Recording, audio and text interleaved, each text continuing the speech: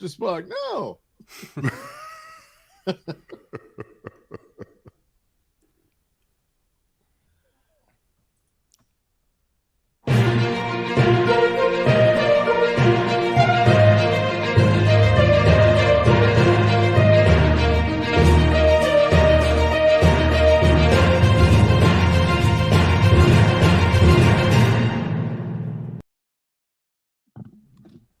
We are live on Pop Culture Breakdown. Welcome, my friends. It is great to see you all here. I am Dictor Van Doomcock, the future ruler of Earth, and we are going to savage Doctor Who, Episode 3, called Boom, written by Stephen Moffat, Little Miss Moffat, as I call him, because I think that piece of garbage started ruining Doctor Who a long time ago. But he was only like John the Baptist to the Jesus of destruction that, was Chris Chinballs. And then I don't know what this, I guess, Russell T. Davis is the Antichrist or something. I'm not sure. I'm not sure of the hierarchy of evil, but I do know fuckery when I see it. And Doctor Who this season is pure fuckery. We're also finally going to break down and riff on the Acolyte trailer, the new Acolyte trailer. It's going to be very funny. You guys have enjoyed that in the past. We're going to do that again. And let's go ahead and get started. It's just too much fun to contain. So I got to go ahead and get right started with it. We have number 2 here. Straight out of From Russia with Love, although he appears to be stroking a cow, which I find utterly disturbing. We should have a white cat, but we're kind of hoof ass here on the show. Hoof ass. I don't know. I just think it's dairy inappropriate that we're doing a cow instead of white cat. But hail to number 2 out there. Good evening, Overlord, and greetings to the distinguished members of this illustrious panel. My name is inconsequential to our beloved and curious audience. However, if appellations are a formality, you may call me number 2. Who is number 1? In addition, my colleagues and adversaries also refer to me as the Deuce. We welcome our viewers to yet another episode of Pop Culture Breakdown, where the future ruler of Earth, Dictor Van Doomcock, shall foil the weekly attempts of the systematic destruction of our rich and venerated culture. Hail to the wrenches and to the chat as well, and without further hesitation, let's kick this fucker off. All right. Well, there we go. There we go. The cow jumped over the moon and landed in number 2's lap. I don't know what else to say. Robert Wright, hail to you, Robert. Good to see you, my friend. Good to see you. And Doomcock, you realize that you just gave Harvey more material for the Necronomicon. Oh yeah. He's listening. He's writing down furiously, the little plagiarist. Thank you, Robert Wright. It's good to see you. And Doug Nelson, a.k.a. Mr. Nelson. How are you, my friend? Well, hanging in there. Hang on a minute. I got to check the bottom of my chair here. There's all these wires connected to it. It's like, I don't know, like electric volts could go through it at any moment. Triggered You are by very someone. perceptive, Mr. Nelson. Oh, right. I remember last week's meeting when, yeah. Well, anyway, I hope to, number 2 is always my favorite. Yeah, I approve of all his suggestions and ideas. Wow. Well, fortunately, I have no wires on my chair, but that's only because he doesn't know where I am. And Mexican Iron Man, Mike, hail to you, Mike. How are you? Very well, my overlord. Hail Xanadu, hail the mods in chat and this great, fantastic community. I have seen I have done my required homework this week. I have seen everything and caught up. All right. And my love for you, my brother, continues to be tested. But in service to Xanadu, I fall on I shall continue to fall on these episodic grenades. Well, thank you. I myself have watched these horrible things. I have led you into battle. I watched them before you and survived, and then you followed up. So it's not like I just cruelly sentence you to do shit. You're like, you know what you are in that, I don't know if I ever told you this, but when I think of you sometimes as a leader in the pop culture, did you ever see the movie Patton? I did, yes. You know that opening scene where he's in front of, and he's giving the speech, that's what I think of you leading us into battle. Like, you're, flag, Xanadu flag on the stage. You're like there giving the speech. And when the time comes time to go into battle, you are leading the charge, and you don't ask us to do anything you're not willing to do yourself. And I love that about you. I really do. That is correct. Nobody ever won a war by dying for his country. You win a war by making the other poor, dumb son of a bitch die for his country. Yes. And that's the way it is, and I'm sticking to it.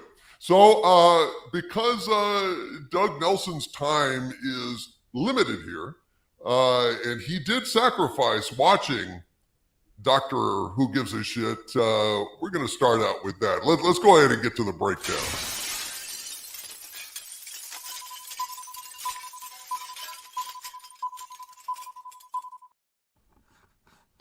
All right. So also, I saw somebody in the chat, David, saying something about Overlord's other YouTube channel, WDW Pro. No, not even close. Not even close. I mean, why would I start another channel and, pump all of that effort into another channel when I could just feed my own channel? I mean, this channel is pretty big. I'm limited with what I can do.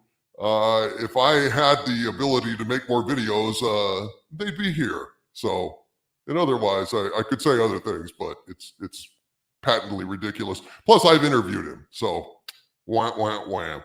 All right. So, let's go ahead and talk about Boom. Now, of course, this is a graphical representation of the state of the Doctor Who franchise. This is after Moffat, after Chin Balls, after Davis returned. This is just a smoking ruin here, and yeah. It's pretty goddamn sad. Now, one of the things that really annoys me right now, people, I got to tell you, I got to say, I can't believe that people are kind of giving this a bit of a pass for, not sucking as bad as the Space Babies and not sucking as bad as a drag queen crawling out of a fucking piano wearing like Elton John's cast-off costumes from the fucking 70s. I mean, okay, so maybe it doesn't blow as bad as those, but there is some shit in this fucking episode that really, really pissed me off. Really pissed me off. I mean, and not even, there's shots against capitalism in here. There's shots against religion in here. And all of those are offensive, and everyone picked up on that. But what I'm offended by is how this fucking show treated the Doctor being a goddamn grandstanding, self-aggrandizing piece of fucking shit, while a little girl is standing there with her dead daddy at the fucking end. That, to me, is the worst part of this fucking episode. Shots at religion, shots at capitalism, the ungodly fucking insensitivity of a piece of shit who would rather goddamn self-aggrandize himself and make a big speech at the end about how we kicked this ass and did all this and blah, blah, blah, blah, blah, blah, blah, and does a literal mic drop and a fist bump with a little girl that lost her dad. Fuck you. I mean, I cannot believe that Whovians have been so ground down by the ungodly lack of quality on the first 2 episodes to kind of miss out on that. I mean, I was fucking disgusted. What the fuck? What the fuck? But we're going to get into that. But I'm goddamn pissed off at this fucking episode. The callousness of it.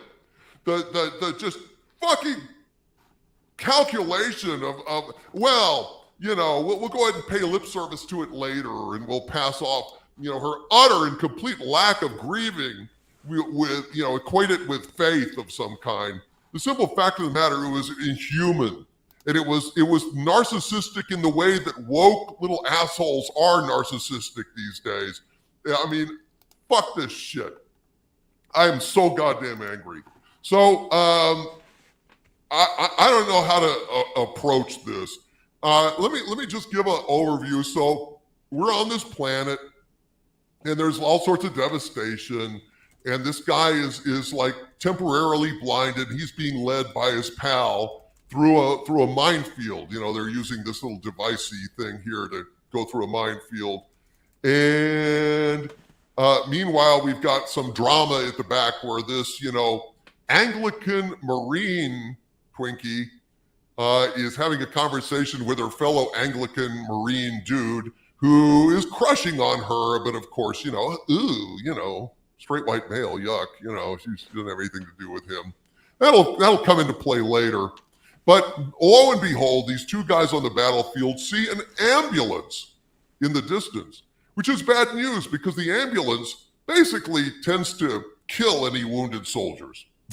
So, you know, that's downright special. So the guy sees the ambulance coming. He like loses his balance, falls down, steps on a fucking mine, which lights up green and then goes red. And then it like basically uses your own DNA to turn you into a human bomb and it disintegrates your ass. Okay, so he's the lucky one because now we have this poor dumb son of a bitch. You know, he takes off his, you know, bandages, but he can't see. And here's this like ambulance that assesses him and assesses his wounds. And it's an old, kindly old lady on the screen, you know, like telling him, "Oh, son, you've been injured," you know, and he's like, "No, I'm fine. It's only, you know, it's temporary." It's like, "Oh dear, it's going to take 4 weeks to get better, and that's just too long." And so basically, the ambulance has him record a farewell to his, you know, loved ones. In this case, it's his daughter Squirt. And then goes ahead and electrocutes him. Ta-da! It's almost like Canadian healthcare at this point. I've heard stories, people. I swear to God, I've heard some terrible stories about Canadian healthcare, particularly in Quebec, but never mind. So anyway, the guy, when he dies, he screams, and the doctor actually, it's amazing. He pops out. He takes, you know, time away from, you know, listening to Donna Summer or whatever he does in there, and you know, puts down the, you know, takes off the tutu and comes to the door. He says, "Somebody scream!" And for the first time in this show, he actually runs toward danger instead of away from danger. So points for him. In the first 2, he was running away, terrified from danger, you know, like Brave Sir Robin and Monty Python and the Holy Fucking Grail. And oh dear, he steps on a Roomba. It's a landmine Roomba. It doesn't go all the way red immediately like the other guy. Why? Because he's the star of the show. And he's also several kinds of, you know, woke protected class. So, you know, he's got plot armor, you know, as thick as Mount fucking Everest. So we know he's not going to die. So where's the source of the suspense in this? Fuck, I don't know. I have no idea. So that's basically the setup.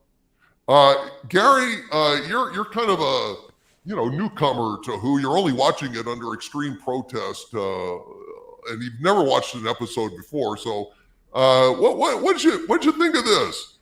Well, I've got some fairly extensive notes. I was thinking about letting Doug go first because I know he's got some limited time here. I don't know what you think about that. Yeah, go ahead, Doug. Okay. Go ahead and take a whack at this Dr. Pinata. Go ahead. Although I know candy's not full of, there's no candy in here. I don't know. No. Butt plugs and I don't know.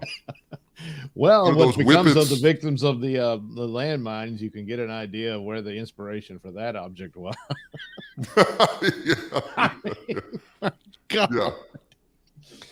So this is one of those examples of something that had certain elements to it that could have been something.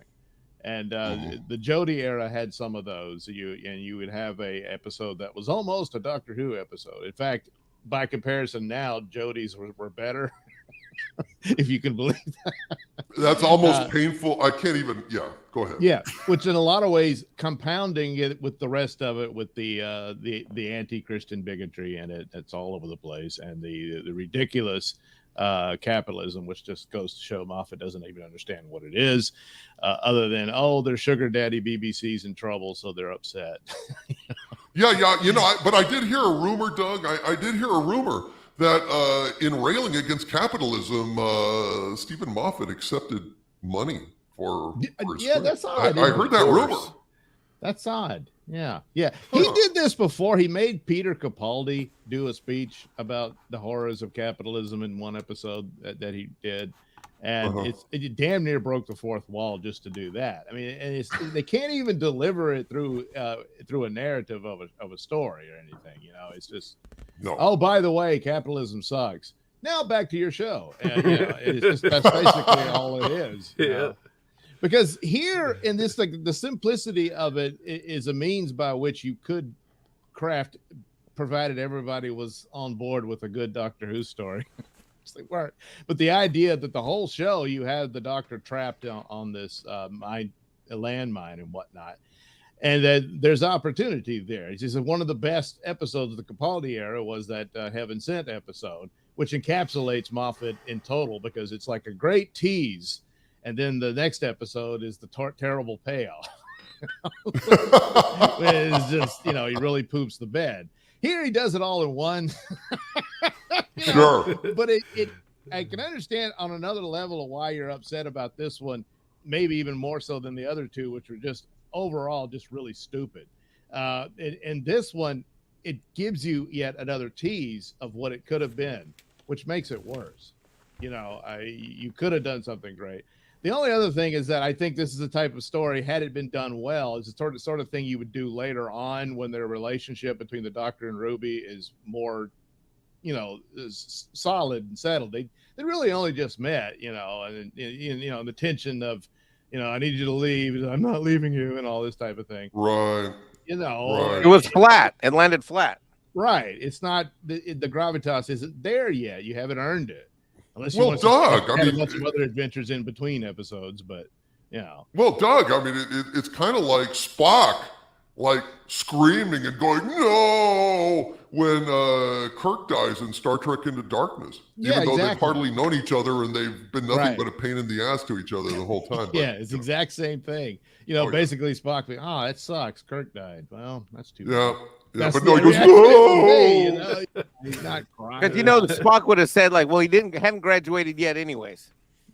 Yeah, exactly. A small loss of efficiency for Starfleet. But one of the things that I said is it bears mentioning as we go through these slides, Doug. In my review, I noted that when Ruby comes out looking for him, she's like, where'd the Doctor go? Right. And she sees him standing with one leg on this Roomba. Yeah. And what is he doing? He's singing. He's singing. His song guides her to him. And I said, holy shit, Shitty Gatwa can make even standing on a fucking landmine into a musical. That appears to be the direction for every episode. To have them have a song. And there he is. He's going through, I got to maintain my emotions and not get too excited. It'll set it off or whatever. So then she starts snapping her fingers so they can sing the song. Yeah. Da-da-da-da-da. Da-da-da-da-da-da. Bop, bop. I was expecting the dancers to come out from behind the burning rocks, and it's like all the dead soldiers singing and dancing with him or something, you know. Right, exactly. Like here, he's like, "Excuse me, I was singing." Go ahead. Then there's other things that they do all the time because they obviously don't care about continuity, even the own continuity that they make for within their own woke narratives and whatnot. Is that he mentions about how dangerous it is for this device to work on him, which apparently, yeah, there's that's what you become. That's what you become, a fleshlight. Everything Yes, is a sex toy on this show. Everything is a fleshlight. Yes, Everything's a butt plug. But the fleshlight actually is the hero of the show because the AI of the dead father is the one who saves everybody. So there you go. Thank God for the fleshlight. And that's why the doctor kisses it. Yes, this is a fleshlight of greeting because, you know, remember I said the thoughts and prayers where they, you know, record the, you know, the message for the loved one. Well, what it does is the fleshlight, you know, it basically has this AI version of the dude to deliver, you know, the thoughts and prayers himself. He basically said kiss kiss to her, and that was his last kiss. And I just grabbed that screenshot because it was funny. It speaks volumes. I know. The thing of it is, it basically the weapon, what it does to you is a compression device. And I say, wow, that's similar to like the Master's weapon. You know, he always shrinks his victims. You know, and it's that it crushes all the matter of you into that little, you know, doll size of the victim. But here they said the big danger was because the doctor is so old and has been a part of multiple timelines that he's a transdimensional event or something like that. Yeah, right. That if he gets destroyed, that it blows up half the planet or whatever. And I say, well, geez, the Master could never afford to kill him with that thing. Uh-oh. Yes. But this is another one of those things that which always bothered me about New Who is that Russell T Davies introduced the concept of Dr. God, you know, where he's far more than anything else. And now it's gone way beyond that with Timeless Children. It's just absurd. So, you know, what are you going to do? But ultimately, the only thing that did surprise me was that they let the father, even though he's an AI ghost, actually be the hero and everything. But it's just so messed up and weird. And you have to conclude that his daughter has some sort of mental problems. I bet she just doesn't know that he's dead. She's sitting there in the midst. They're all about to die from the mind, but she's looking at pictures of her family and stuff and the good times and. It's all swell. It's all perfectly swell. Thing, you know, everything's fine. It's like, okay, well, all right. And finally, it says, yes, there's all this anti-Christian bigotry in it and that sort of thing. But it's okay because after at the end, the doctor says, well, you know, sometimes faith is okay. So there you go. There's your saving grace. Yeah, after he's acted like a goddamn, like, you know, American Idol refugee, where he's danced around, he's done a jig, and he's done drumming, and he's fist bumped her, and he's danced around with her, then he's done a goddamn mic drop at the end. You know, even while the dead body of, you know, or the dead remains of Daddy are on the ground. You know. So basically, he's holding the fleshlight there as a counterweight, so that when he took the weight off onto the other foot, because he was standing on one foot, it would kind of balance out.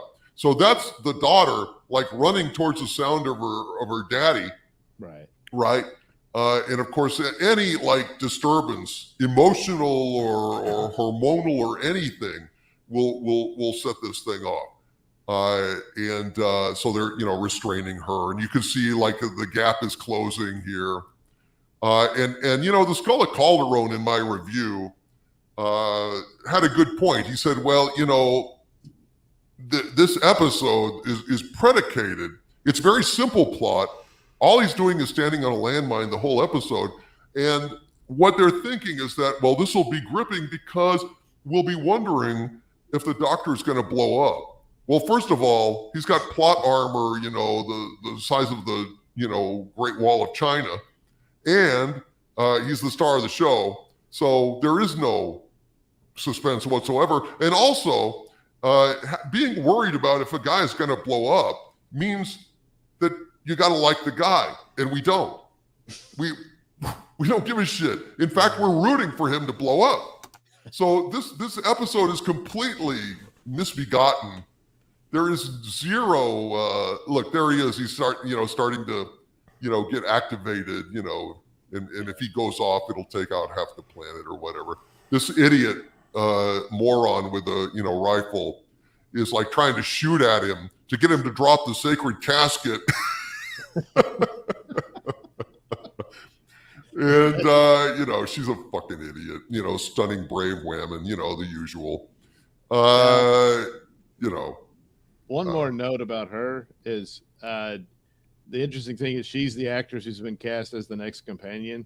So I don't know if that's her character that she'll come back, or if they're going to have a distant relative of hers or something like that. Oh my God! Now, the only thing there is that she was teasing the guy and treating him like crap, and he was in love with her. And then when he dies and turns into the fleshlight, then she's in love with him. But I mean, it would have given something like she's driven by guilt over how she treated him or something. But yeah. Wow. Well, there's no reason that she couldn't now continue to have a relationship with the fleshlight because, as Neil Diamond famously sang, "Turn on your fleshlight." Put it on, so. Yeah, see, that would be the song that they all sing at the end, like this musical doctor. Turn on your fleshlight. Meanwhile, here comes the ambulance. Doug, Gary, go ahead and what do you got to say about this bullshit? Okay, well, I'm gonna start with a positive. What? I'm gonna start with a positive. I really do like staring at Millie Gibson. I pray that she will descend from the heavens and sit right on top of Douglas Nelson's face. Well, sure. Well, I don't know why Douglas gets all the fun, but yeah, I got a birthday coming up, so There you go. Happy birthday. I hope it happens. Me too. And I hope it's not shooty. Okay, episode 3. Why does a landmine have lights on it? Because capitalism. Uh-huh. I'm going to quote dialogue from I spent a lot of time getting the dialogue right from this episode. That's a piece of dialogue from this pile of shit. Heaven forbid that they make commentary on that wonderful form of government during which Joseph Stalin reigned and murdered millions and millions of people. But it's all capitalism's fault. Sure. I fucking hate these people. Yeah. Oh, I had to. This is hilarious. This is the doctor's line. I had to disarm one of these at a lesbian gymkhana. Yeah. What the fuck was that? That's a line. That's all I wrote. Maybe one of us has to be in that community to catch the secret word. Maybe that's like a secret word. I don't know. I don't know, man, but that's right out of it there. It's pretty funny to me how a completely woke, progressive, homosexual actor in a very diverse and tolerant television show still finds his way to mansplain to a woman how to deactivate a mine. Great stuff. Really, really, it was great. He was so condescending to her. Just straight up, like even barking at her. It was great. It was hilarious. Hey, he had the talking fleshlight, all right? Of course he did. It was his turn to talk. Wah, wah, wah, wah, wah. Okay, how about a count to 3? No, I need something more rhythmic. Yeah. So to make the transfer. Yeah, they're gonna make the transfer. She's trying to transfer him off the mine. It's like, okay, on the count of 3, we'll do this. Not on 3 or after 3. Not that whole like lethal weapon conversation, which would have at least been funny. No, I need something more rhythmic. How much more fucking time can you waste in rescuing the doctor? Stupidity. They stand there for minutes and talk about how they're going to do the countdown to trade him off of the thing and sing some stupid fucking song. And okay. They had 45 minutes to fill, dude. Oh my God. Here we go. Please return them to my parents, Agnes and Millicent Vater. Yes. Because 2 women make a baby. The shit shoveling never stops, does it? Oh, that's God. Again, that's a piece of dialogue. That. Oh yeah, if you looked at the guy, the dead dad has gay. The dead dad has 2 mothers. Everything's gay. Yeah. Everything. The doctor tells a woman to marry another woman as a joke. You know, how much more alternate lifestyle, homosexuality, lesbian type stuff has to be shoveled down everybody's throat? How many minutes can go by without a gay reference? I've had to watch Not the doctor a lot. standing. I've had to watch the doctor standing on a landmine for 22 minutes up to this point, and there's been at least 7 or 8 gay references. I haven't gotten any background on the war that the Space Marines are fighting. I barely have any background on the characters that aren't the doctor and his companion, aside from the Space Marine that has 2 moms. Down 600,000 viewers this week alone. Let it drop. Mhm. Yeah. Oh yeah. This is a nasty one. Faith, the magic word that keeps you never having to think for yourself. That's a Right. line that the doctor says to one of the Marines. And then right after that, literally denouncing faith, spirituality, and God and turning to an AI simulation and appealing to its soul to accomplish a task. Okay, folks, the doctor totally chastises this woman for having any kind of faith, belief in God, whatever it is, looks to the AI simulation, which is an AI simulation, and says, whatever's left in you that's still a father, please protect your daughter. What do you mean whatever's left? He's talking to a fucking robot. Yeah. And then the robot finds some spirituality and does the right thing. Yes. I mean, it really, not even Roddenberry would do something like that. He'd be like, it's a fucking robot. You can't do that. You know what I mean? At least he would be logical. You can tell that these people, it's not that they don't believe in God. They just don't like yours. And it's not okay for you to believe in something, but it's perfectly fine for them to worship a fucking robot. Hilarious. Right. Let me give a little background to what you just said, because the way it comes up is that like this Anglican minister, these Anglican Marines essentially is what they're called. They're like religious army. That's why they're all wearing, priest collars. In case you didn't notice the costume, I don't know if I got a shot. Anyway, but the thing is that he basically says, how do you win this? Surrender, because there is no enemy. Because they were talking about earlier, like, oh, we're fighting these guys that are, in the mud. And have you ever seen them? No. And Harvey and I both knew instantly that, oh, okay. So basically there is no enemy. This is just an endless war for profiteering. And the Anglican Twinkie is basically like, well, that's nonsense. And he says, oh, so you need proof now? Like you are taking the, existence of these, invisible aliens on, believing in them without any proof, just like you believe in, your invisible God without any proof, essentially. I mean, that was paraphrasing, but that's basically what he's saying.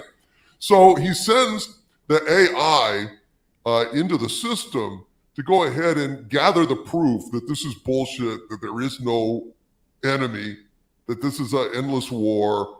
He's basically mocking her because, oh, now you need proof, huh? Even though you believe in your, invisible God. So go ahead, Gary.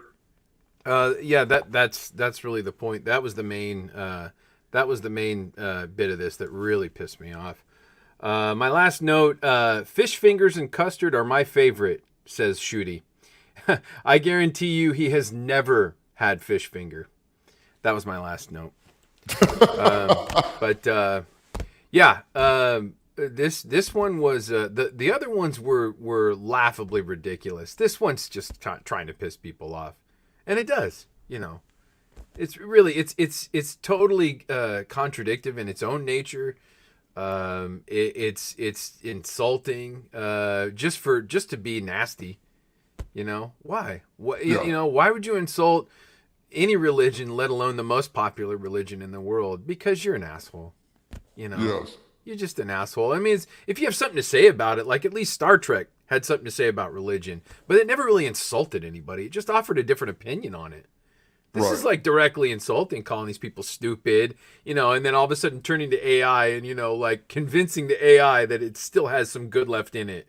like as if it's Darth Vader or some shit. You know, it's AI. They even say it in the show. There's nothing real about this. It's just AI. Yet the doctor convinces it to bring out the little piece of its soul. Right. Fucking horseshit. Right. And even though the system identifies this AI intruding on it as a virus, it is inadequate to stop this little AI fleshlight fucking virus. It's stupid. And the whole thing is goddamn stupid. I want to let our brother, Mexican Iron Man, who watched all of the Ncuti Gatwa doctors, Doctor Who's over the last couple of days, Mike. No, all this afternoon since 12. Oh, God almighty. It's no wonder you're so upset. That's highly hazardous, with man. Midnight's Edge, talked to Tom. Me and Tom had a conference call, and then I started watching them. I am fresh, hot. I just did 3 hours and 40 minutes of this crap, all 4 episodes or whatever. All right then, Mike. I want to give you the floor. Number one, I'll tell you, I agree that the look, she's smoking hot. What am I going to say? And she's a blonde, and she's making. She really is. She's making the journey through Doctor Who as a Whovian. She's making my journey through modern hell much more. Yeah, so cute. Yeah. Hi, hello. What do you think of Mexicans? Hello. Mike and I have similar tastes. We both like the dumb ones. Hello. Hey, Oh, hey. Stop judging my life choices. And I'm right with you, man. I like the stupid ones. All right, too. but let's get into the meat of this thing. First of all, I'm rooting for the landmine the entire fucking episode, Doomcock. yes. Oh, fuck yes. Mexican Iron Man is hashtag Team Landmine. Yeah. The scene where she accidentally gets hit and falls. Yeah. God. It was so well, here she is, Mike. She's basically trying to distract the ambulance from frying the doctor. And so, you know, it's attracted to battlefield stuff. So she's going to shoot at the weakest setting this, you know, Anglican Marine in the arm. But her boyfriend, her wannabe boyfriend shows up, shoots Ruby Sunday instead. Ruby's like, no! And they're she has fallen down. And now the ambulance turns to her and is gonna, like, you know, diagnose her. And all of a sudden it starts fucking snowing. Because, you know, he starts crying. I'm like, you guys just met the other day. And for me, it was earlier in the afternoon. I'm like, you guys just met the other day. How much emotional heartbreak can there be? And then, you know, this ambulance that shows up, I think that's okay. I could be wrong. Maybe I'm having some Whovian PTSD, but was there like a battle detected? I mean, like, are they making fun of those of us that like our daily? I mean, you know, our dailies. You know what I mean? Like the way it shows up. You know, battle detected. You know, with that bitch with the. I don't know. That's what I got out of it. I got kind of triggered on that. You know, I thought, and then I think. I mean, what do you think about that, Doomcock? Was that like a little making fun of us, kind of harkening back? I don't know. I don't know that there's that level of thought. I think that this is just okay. Garbage. I'm it's thinking just pure fucking garbage. Look at this. Right, and they've got her age is 3,082 years. Ruby Sunday. I don't know how it knows, but it does. Yeah. But why is it always fucking snowing around her? And I think it's. Yeah, and I think the other thing too that. Oh God, I just lost my train. All right, no, okay. So the other thing that kind of sets me off here, the Anglican Marines. I think that on top of what you guys have noticed about the capitalism theme, destruction of family thing, lack of true human compassion and empathy theme, which roasts all of these things in this episode. It's just infuriating. One of the things, if you're a Whovian, there was always some redeeming message that came about through the episode, whether they had quirky special effects, quirky comedy, there was always something. The reason that we've loved all these things, all these iterations over the years, or most of the iterations over the years, is that there's always some kind of something that reassured and reaffirmed humanity, our humanity, or the journey that humanity is on. Right, Doomcock? Could you agree on that? And that is the DNA charm that bonds all Whovians together. Now, we might fight about whose doctor is the best and why and blah, blah, blah, blah, blah. But what unites us all is that when Doctor Who is at its best, there's something charming and redeeming. This show is all about terror, like destroying everything that is the fabric of, I think, of humanity in general. And having these Anglican Marines, and I'm gonna give them the benefit of the doubt that they had this kind of foresight and thought, but I think their destructive behavior is so ingrained, and their lack of creativity. For me, what it did is it tried to harken back to, say, the Crusades, the Anglican, not just war is bad, but anything related to religion is bad, and only destruction can come of that. And I say, au contraire, sure, any religious faith and any movement can have, its negatives, but there's a lot of positivities that that can come out of a moral faith belief system, whatever that belief system might be. Anyways, I just think that the people that are creating this, they hate themselves, they hate the United Kingdom, they hate Doctor Who, they hate Western civilization, and I go so far as to say I believe they hate the very essence of humanity, because when I finished all of this stuff all in one sitting, all afternoon, I mean, I literally, right before I popped in backstage for the show, I had just finished it 2 minutes earlier, this episode. And after seeing the rest of it, so I'm looking at it all like almost as a landscape on my wall, and it is so, there was never any Doctor. I didn't think things could get worse from Jodie, but at least some of the episodes of Jodie, they fucking tried. They failed, and she was a failed concept of a Doctor in general. This is just off the rails, bro. Like, bro, this is just like they're just putting all of these episodes, they're putting their middle finger up at literally all of us. And you know who's paying for this? Fucking Disney. Fucking Disney. Because you know what? One thing we can say about this show, Doomcock, they're spending money on this thing. There's money that's gone into the special effects, these sets, all this other crap. And we know that Disney doesn't find the best, cheapest contractor. We know that they, whoever their friends are, they're going to pay whatever their friends want and their buddies and yada, yada. Money is going into these shows, and they've got crappy scripts, and it's just, literally Disney is financing the destruction of a show, Doctor Who, that literally has bonded like generations. Like I have friends that are Whovians that are like in their 70s and 80s, like 20, 30 years older than me. There's ones that are younger. There's ones that are my age. I mean, right, Doomcock? Like when you're a Whovian, we could all like have our own doctor, but we all know what we're talking about. And these guys hate us, bro. They literally hate all of us and everything that it's ever stood for, and it's really angering and disappointing. And yeah, that's my analysis. Yeah, I gotta agree. I mean, this shit is substandard. Rob, you've been patient. Anything you'd like to say? Yeah, there's maybe 30 seconds of this episode that's halfway decent, and that's where the Doctor actually tries to come to the aid of somebody yelling for help. Wow, they actually did that. And there's actually, you actually see some planets. It's actually a beautiful shot. And that's about it. The rest of this is pretty much propaganda. And the sad thing is that you could have taken this story to an old Star Trek episode, A Taste of Armageddon, and had a story that was kind of like that. But instead, you decided to have your character on a landmine and blow up all the propaganda about religion and capitalism, which everybody had already mentioned, which hacked me off the whole time. I was rooting for the landmine too. I thought this whole thing was stupid. Doctor Who's become a propaganda machine rather than a show for anybody to really watch. Yeah, and notice, Robert, they actually picked a particular religion to target.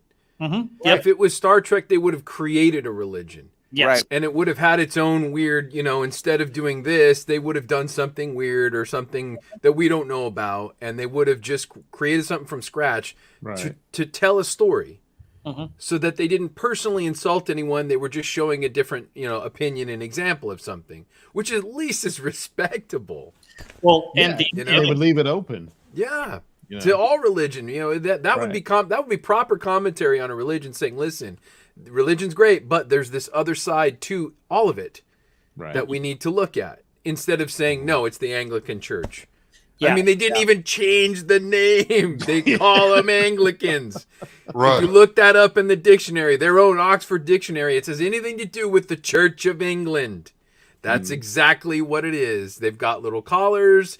It's like, it's directly insulting. If we did this to them in a mainstream show, my God, we would be burned. We would be burned. If it was a bunch of Anglicans, going to a planet full of, rainbow flag people, and they were all prancing around like Shooty, and, we're like, it's wrong, dude. We would be burned. We'd be dragged from our homes and torched. So, this is horse shit. Well, let me just, again, the most offensive thing to me is this, that here is this little girl's dad. This is him now. Okay, and she knows it. She knows it. She charged forward to the hologram. She didn't wonder why Daddy was glowing and pixelated. She's not the brightest bulb in the marquee, but nevertheless, that's the state of her dad. He is this fleshlight now. And let me just show you this fucking ending, okay? Let me show you the thing that pissed me off worse than anything else in this episode. So the AI disables the thing. That's why it's got the X's on it. That's why he can take his foot off. And what does he do? Does he say a silent prayer? No. He starts dancing. He's like, oh, whoa. Like fucking Andrew Dice Clay, if Andrew Dice Clay was, gay and fleet-footed. And he starts like, look, he's doing drumming. He's like dancing around. He's like bobbing and drumming. I wonder if they've got a drum for that. And look at what she's doing. She's smiling. Oh, it's so perfectly fucking delightful to be sure. Wee! And then he grabs her and spins her around and they start dancing. Look, oh, it's just so fucking joyful. Meanwhile, Dad's a fucking flashlight on the fucking ground. Look at this. Look at this. And then he gives her a fist bump. Oh, everything's so goddamn great. And then he picks up a piece of junk and he does like a little speech like it's a microphone. And then he extends the goddamn microphone and drops it. Fuck you, asshole. Fuck you.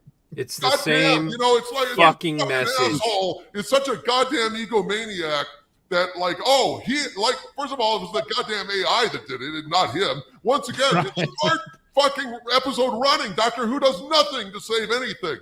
It's other people that save it.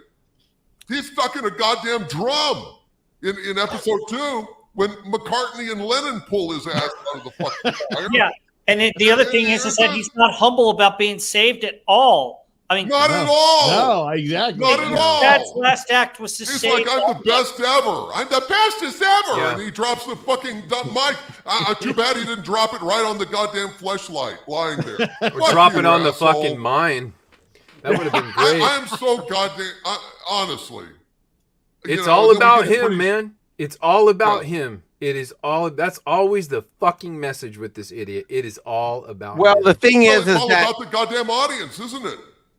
I mean, it's all about their narcissism. Like the woke motherfuckers, all they care about is me, me, me. They want to see me on the screen. They don't want to learn anything about other people or other cultures. It's all narcissism. If they don't see themselves represented, then they feel ultimately hollow and empty because they have nothing. They have no self-esteem. They have no achievements. They're just a bunch of sad, deluded little fucking pod people in their foot jammies tweeting and being warriors on their goddamn couch. I hate these fucking assholes. In this shot, there are 3 females on here. Is there anything feminine looking on either one of them, on any of them, on any of their clothing or anything? 4 females, Robert. 4? Oh, yeah, that's right. 4. But there's nothing that it screams. I mean, one of them obviously is in soldier's gear, but there's nothing that really screams, femininity. Millie's awesome rack screams femininity to me. Yeah. Yes. But other than that, they're probably there's upset the about Anglican it. Look, collar, get a by the bigger way, I was jacket talking for her. about. Yeah. My thoughts are that it's plain Jane because they want to show their stuff about they can be whatever they want to be. Yeah. So, well, of course, they can be dudes if they want. Mm-hmm. And only then does he, at the end, kneel down and say, "Oh, sorry about your dad, by the way. I didn't." This is true. They didn't want him to ruin his little celebration and his dance and his mic drop and his showboating. So they do a little like lip service cleanup at the end when it won't inconvenience this motherfucker and kind of ruin his showboating bullshit.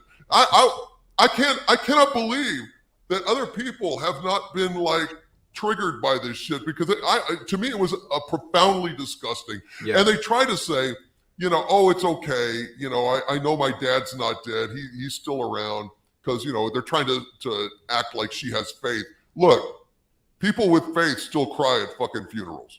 Okay, yes. So it's just inhuman. It's fucking inhuman. Yeah. Oh, and the doctor doesn't have the key to the TARDIS. She does. Oh, she does. Right. She's got his balls too. Yeah. Yeah. Well, In you her gotta purse. expect that. But the final insult is, of course, and this has been going on for a while actually, but that thoughts and prayers is now an epithet of some sort. Oh yeah. Right. Yeah. So God forbid you should offer condolences to someone who suffered a terrible tragedy, when in the end that's all you can do. There you go. No, you can't say that. That's insulting. It's like, what? They So just kill everything. They do. And I'm just so disgusted. I mean, some people are saying, well, marginally, on the surface, this is better than Space Babies and better than the Maestro, but I would say No. it's as bad in different ways, and this is more exactly. Yeah. cultural. Less obvious ways. Right, Less like obvious ways. the others have been bad or stupid from a plot, character, execution standpoint. When I finished this one right before I came on the show, I said to you backstage, and I'll repeat it. I'm like, I said right when it's like combat pay. I mean, literally, I feel like instead of watching something that I can enjoy, I'm watching people that want to engage in pop culture combat by destroying things I love and seeing how bad it'll offend me. That is exactly how I felt when I finished. Exactly how I felt. Yeah, I'm so angry. Hey, welcome, Nick. Anything different, Doomcock? You How's it either going, guys? Hey, Nick. Hey, Nick, if you're a Whovian and you don't feel that, and you are somehow numb to this and accept any of this, then that means you have just been beaten down from the battlefield, and you're accepting below standard mediocrity, not even mediocrity, below standard trash, because this is trash. This is I'm very glad that I have not invested in this show.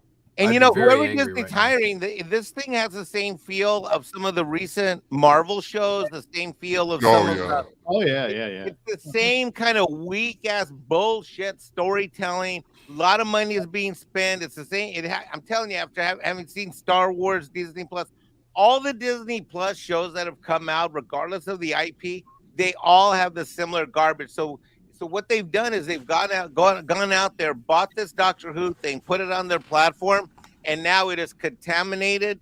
It was already bad and dead. Now it's contaminated with just woke stench of Disney. And it's propaganda, Mike. It's all propaganda, you know? And they push harder in countries that aren't the United States, depending on whatever that country's tolerance level is. And this one, they're really pushing it. Mm-hmm. Yeah. Really pushing it. Yeah. So how bad is episode 4 gonna be? I really don't know. It looks to me like maybe it's a Ruby Sunday centric episode than a haunted, seaside area. So I mean, it might actually be good, because if the Doctor doesn't really pop up much, then we should take her top off or something. Oh, she should. She should go in a bikini. Now we're talking. Oh man, running in And then slow Shooty's motion like, down Why the don't beach. you? Viewers back, huh? That would be awesome. Now to bring it all would be back down again, you got to understand that Ruby is obviously another Clara. She's the girl that's the key to everything, and I'm suspecting she's actually one of the other dimensional gods, like the toy maker and Maestro. Yeah, probably. He's one of them. Yeah, so Doomcock, the thing that has to do with like the snow, it's like the Chris's episode. She was left on a doorstep at a priest's at like. I know that. I know that, but what I'm saying is, why the fuck is she manifesting it? So she's got some kind of weird power or some bullshit. They don't know who her mom is, but She the just doctor doesn't does. remember it. Yeah. Her mom is Star Lady. Maybe Star Lord is her. I don't know. Yeah. Something. Fuck. Who cares? The top's off. Yeah, it I'm doesn't good. matter. I'm good. Yeah. Yeah, exactly. I mean, if we just watch her running, slow motion down the beach in a God, bikini, yeah. like, Baywatch, but I want a two-piece, Yeah. Yeah. Ooh. I mean, Ooh, I'd watch sending that. chills down my spine. I'd watch that for 30 minutes Mm-hmm. straight. Yeah. I mean, if there was no dialogue, just her running on the shit. Oh, yeah. Mm. Best I Dr. really liked her in that, Maestro episode. She really, in the 60s kind of fashion hairdo and the makeup, she Oh, was yeah. fucking Oh, gorgeous. yeah. Mm. Yeah. Millie, if you're out there, don't let us down, baby. Yeah. Millie, Don't let us go on down. the show, Millie. Be an ambassador. Be an ambassador to who gives a shit, right? Mhm. Oh. All right.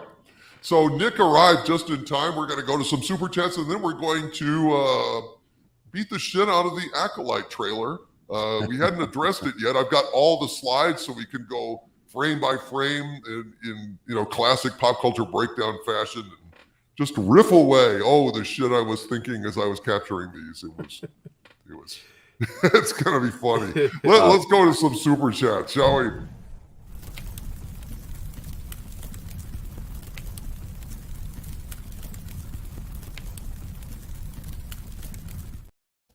All right, so let's get to some of these here super chatty thingies. Let's hear what you guys have to say. Let's see. Let me make damn sure that YouTube isn't doing anything weird here. Okay, I grab screenshots just to compare because you never know, folks. You never know. I don't think it's deliberate. I think it's like some kind of, technical bullshit. What the fuck is going on? Come on, give me a break. God damn it. All right, hold on a sec.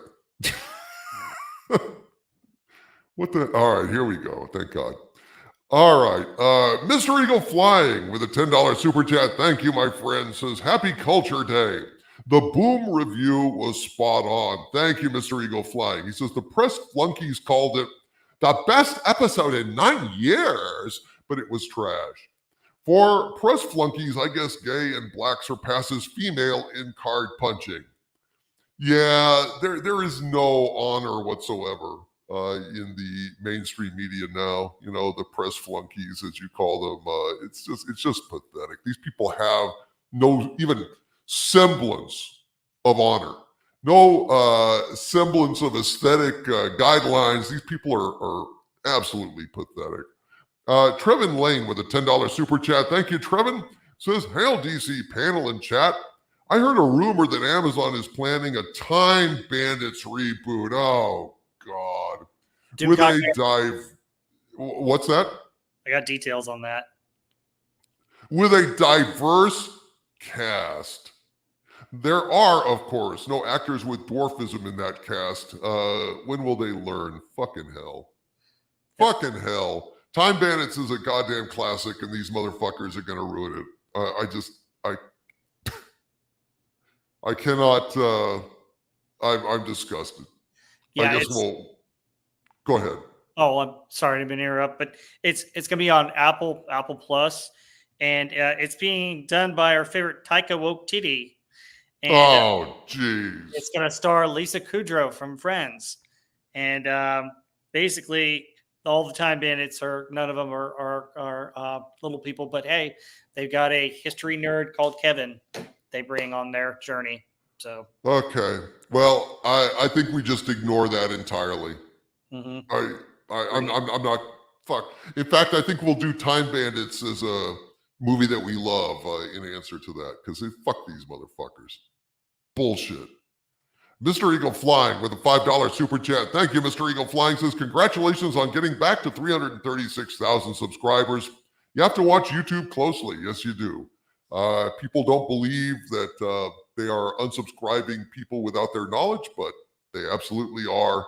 And, I called attention. I've gotten like over 2,000 subscribers back in the last week and a few days. So it pays to, get people to check. And Joe Lamont with a $5 super chat. Thank you, Joseph. Spoke with a Hollywood writer at Cafe. They are literally, not figuratively, insane. So, of course, Dr. Knott and other shows are going to seem insane. God, how did you identify this Hollywood writer? What were they doing? How did you know that they were? Hail Joe Lamont. I'd like to hear more about your tale, Joe. Send me an email or something with it, an account. I would like to see that. And London 19657 gifted an Overlord DVD membership to this very channel. Thank you, London 19657. Joe Lamont with a $2 super chat. Hail, Joe. He says, from Russia, almost as good as Watch Out, We're Mad. So he's trying to get me to watch this movie, Watch Out, We're Mad. And he keeps talking about it. So that's what it is. Thank you, Joe Lamont. I will watch it. I will watch it. You're wearing me down, buddy. You're wearing me down. That's what you got to do. You got to stay on me.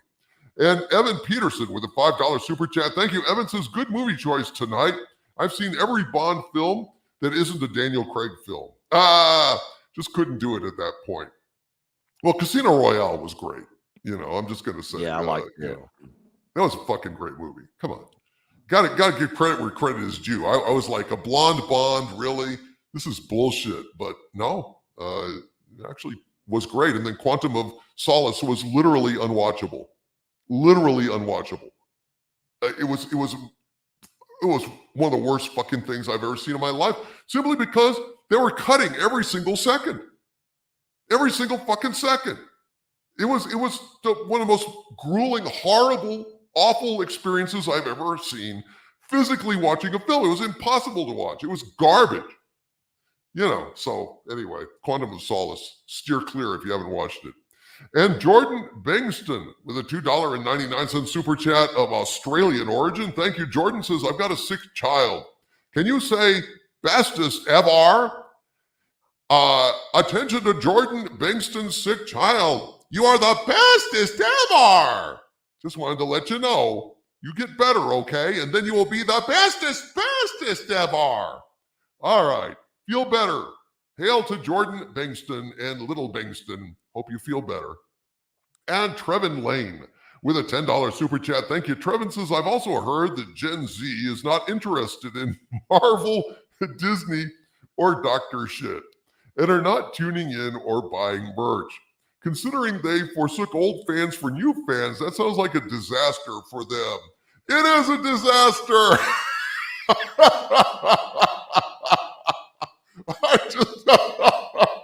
It is so fucking funny. It's like, Hollywood, they said, the audience is getting older. We better jump to a new audience. But the problem is, the new audience isn't jumping along.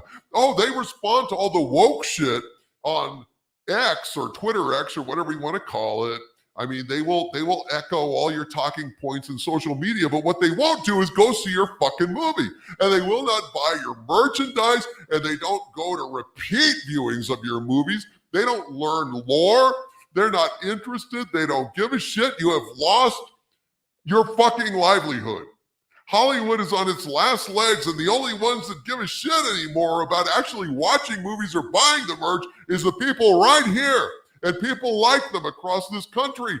And Iger, if you're listening, you're a clown because you have destroyed Disney. These people, you're letting a whole generation grow up, and with this substandard brainwashing shit, you are putting yourself out of business long term.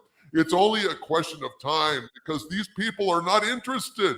They have no narrative souls. They have no intellect with which to grasp higher objects like cinema or literature.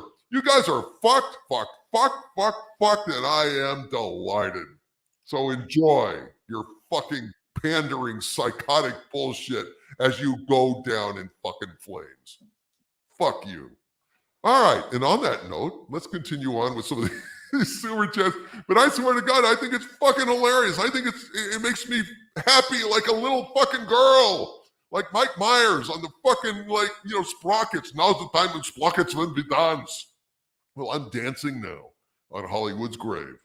Wayu Hatan with a $2 super chat. Thank you, Wayu Hatan. Says Time Bandits is getting a remake with no dwarves. How can Terry Gilliam allow this to happen? That's what I don't understand. How the fuck can Terry Gilliam allow this to happen? And I even hear rumblings that there's some kind of like that they're finally going to try and tackle a Back to the Future remake. I can't believe that Zemeckis would allow it. I thought he would be like over his dead body, but I don't know. I keep hearing this shit. I hope it's just malicious rumors. I hope it's not real. But I don't know what to say. Except Hollywood is dying and they're not doing anything to save themselves. And I can't wait. Fuck them. At this point, if they can't even like turn out a decent product, then they're of no use to me whatsoever. And they might as well just perish in flames. So, yay. Admiral Tig, who's been a Dumentite of mine for 28 months now. Thank you, Admiral. Says, hail, DC. Painting new Trek views on my ship's hull. I passed 1,000 subs. Yay! Congratulations, Admiral Tig. Congratulations, my friend. Thank you, DC, and all who helped me for all the kindness and support. You're very welcome, sir. Congratulations. That is wonderful to hear. Well done. And Chris D. Dios, who's been a Dementite of mine for 2 months now. Thank you, Chris, says, hail, Doomcock. I just wanted to say I appreciate the fact that you defend the fandom, unlike some other YouTuber that allowed a guest to insult fans. Yeah, well, I don't know what to say. If there's one thing that I do consistently on my channel is respect every single one of you out there in the chat. Not only do I read every single super chat that comes up, period, but I also take pains to go ahead and read comments from the regular chat, the people that can't afford to leave super chats, I try to respect every single person that comes on this show, in the chat, on the panel, with super chats, because, I'm one of you. I've been exactly where you are. And unlike some, I don't get a big head, and I don't forget where I came from, and I know what it's like to be marginalized, and I know what it's like to be ignored, and I know what it's like to have a lot of great and interesting things to say and be ignored. So I do my very best not to ignore any of you folks, and that is why my live streams on Fridays frequently take, 5, 6, 7 hours. It's reading every super chat. It's reading other things in the chat, taking requests from the chat. I respect each and every one of you, and God bless you guys. Thank you for being here. Cesario JPN with a $5 super chat. Thank you, Cesario. Says, don't have a cow, man. I'll grab the bull by the horns. Let's see how long that joke can be milked. Utter discontent. Moving along now. Hi, Harvey. Boy, what a cutty joke. What a cutty joke, Cesario JPN. Cud, get it? Get it? But hey, get it? Hey.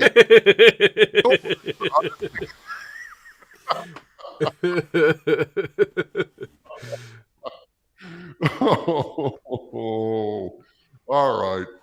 Oh, geez, I think I laughed so hard I pulled my calf. Oh my God. Thank you, Cesario JPN. Joe Lamont with a $5 super chat. Thank you, Joe. Says, I literally can't see the Hollywood sign from my office on Wilshire. Has it literally vanished? Possible news to come. Video on Twit. Let me know, Joe. Send me, like I said, send me an account of what your encounter with the Hollywood writer in the wild, man. I'd really love to hear it. And Cesario JPN with a $2 super chat. Thank you, my friends. Just realized I missed the Harvey Milk reference. Oh, dear. Oh, my God. Yeah, well, I kind of did too, but, now that you called it to me, it hurt just even more. Warachi with a $10 super chat. Thank you, Warachi. Says, my humble request for a future What We Love, it is a discussion of the original Star Trek best episodes, such as Balance of Terror, Arena, Amok Time, Space Seed, City on the Edge of Forever, Doomsday Machine, and The Trouble with Tribbles. Well, that's a good idea. We had fun with the, Looney Tunes centric episode. Maybe we'll have a Star Trek original series centric episode at some time in the near future. Warachi, we will consider it, my friend. Thank you. Yeah, man. The best fight scene ever. Arena. Oh yeah, awesome. It was great. Da, da, da, da, da. That was actually from A Muck Time. That's the fight in the Pon Far Arena on Vulcan. Yeah, but I think they got that from the cable guy. No. No. They used it in Cable Guy, Mexican. No. But no, he's telling a joke. Thank you for explaining that. Well, I had to. He was very upset. Michael Whitehead with a £5 super chat. Thank you, Michael. Says Hoovy and Angst. Try 2 time travel animes I know. The first is a movie, The Girl Who Leapt Through Time. The second is an anime series, Steins Gate. Thank you very much, Michael Whitehead, and hail to you, sir. Hail to you. R.I.P. Bad Wolf, who has been an arch-villain of mine for 16 months. And by the way, I'm having an arch-villain live stream, exclusive live stream for arch-villains tomorrow at 4 o'clock Central. So be sure and be ready for that. R.I.P. Bad Wolf says, Overlord DVD, I told you Doctor Who is dead. Oh, you're right. You're right. Well, I knew he was dead, at the Timeless Children, but I didn't know that they were going to publicly, hump the corpse, on Disney Plus. On Disney Plus. Yeah. I mean, I knew that they did weird, creepy shit on Disney Plus, but necrophilia? Really? Well, live and learn, I guess, huh? Red Wolf Core Revamped with a $5 super chat. Thank you, Red Wolf Core Revamped. It says, Doctor Who Series 14 isn't that bad. What? But I'll give Russell T. Davis an idea. Put William Hartnell's corpse in an exhibit during an episode when Gatwa visits a museum. Oh, like Captain Kirk. Yeah. Well done. Too bad, Terry Matalas isn't, on the writing staff to go ahead and give them that little idea. Mm. But I'm sure now that we've mentioned it, it'll probably pop up, Stained Revenant with a $4.99 super chat. Thank you, Stained Revenant. Says the measures of disgust in Boom were as subtle as old Biff Tannen knocking on your skull with his fist cane. Not even a DeLorean could save this now. 100%. I'm surprised and disgusted with every single episode. I cannot believe how fucking awful this is. I didn't even bother to watch Jodie. I watched like the first one and I blew it off. Hell, I didn't even watch the, you didn't finish the season of Jodie. Fuck no. Yeah. No, I didn't watch any of them. No. Shit show, bro. Shit show. Well, I watched the Timeless Children because I heard what they were going to do, and it made me so angry I couldn't even. Yeah. But in general, I skipped it. And also, I skipped most of Peter Capaldi's shit because I couldn't stand Clara anymore. I could not stand that stupid, smug bitch. She was pretty, but I couldn't handle it. The impossible girl and God. They just started like minimizing the Doctor and elevating the fucking companions, and I just couldn't take it anymore. Your Muslim uncle, who's been a channel member for 39 months, says, hail to the mighty DC pain-alists and Xanadu. That's right, because we are indulging in a lot of pain here, folks. I know. Very accurate. They are amazing folks. We're about to go and dig into the Acolyte, which is going to be a whole shitload of fun, folks. A few more super chats, and then we'll get right to it. Grand Potato with a $9.99 super chat. Thank you, oh grand one, says the Empty Child, and it's part 2, The Doctor Dances, were properly scary episodes with the kid with the gas mask running around going, are you my mummy? How far the Doctor has fallen. Never forget the 9th Doctor. Hail to you, Grand Potato. Yes, sir.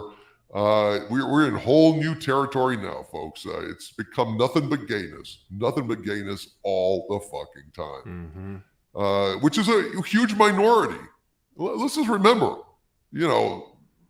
gayness is a minority. And, when you're like devoting the entire series to them, you're basically alienating a big chunk of the mainstream audience. And maybe that's why the ratings are down in the toilet. McFrozen Nuggets with a $2 super chat. Thank you, McFrozen Nuggets. Says, don't show kids Disney. Show them Veggie Tales. Hell, show them a training manual for plumbing fixtures rather than this shit. I mean, Anything would be better than what they're showing here. Scott V with a $5 super chat. Thank you. Scott says, Hail Doomcock and panel. Hashtag free Harvey. Just got in, missed the first 45 minutes. It's sickening what they're doing to the doctor. Shame, shame, shame. Live long and prosper. You're 100% correct, my friend. It is very, very sick and very, very sad. Ken Rygard with a $2 super chat. Thank you. Ken says, can I borrow a match? What are you going to do? Set Doctor Who on fire or something? Sure. We'll go ahead and pass you a match, brother. Already flaming enough. Oh, yeah. Oh, yeah. Gunstar 1. Gunstar 1 with a $5 super chat. Thank you, my friend. Says, judging by that trailer, you may want to have a few fifths of Elijah Craig on standby if you're going to attempt to watch The Acolyte. Just saying. Well, shit. I mean, I think that's a perfect segue. Let's go ahead and get to our review. Meanwhile, we are joined by Andy Masterson. Hail, Andy Masterson. How are you, sir? Greetings. Uh-oh. How is everyone? Very, very good. Very good. Okay, so Gary was doing number 2, and he's doing Dr. Evil. So I was what? I guess. Never mind. I heard my name. Oh, we need some air jokes now. I'm concerned that maybe somebody hijacked Gary's camera and Gary didn't know. Really? You know? Was he better looking than me? Well, all we saw was his pussy. So, actually, it wasn't. It was his cow. It was his heifer. I don't know. He was stroking a cow, for God's sakes. I don't know how to describe it. It was very strange. Meanwhile, here we come to the asshole light. And so here we have a little, I don't know, it's a mountaintop, and it looks like maybe there's clouds or it's water. I don't know. Anyway, some asshole named Tassie Loa. What the fuck? Tassie Loa says, last night, a Jedi was murdered. Really? Last night, you say? Where have you been the last fucking 6 years? A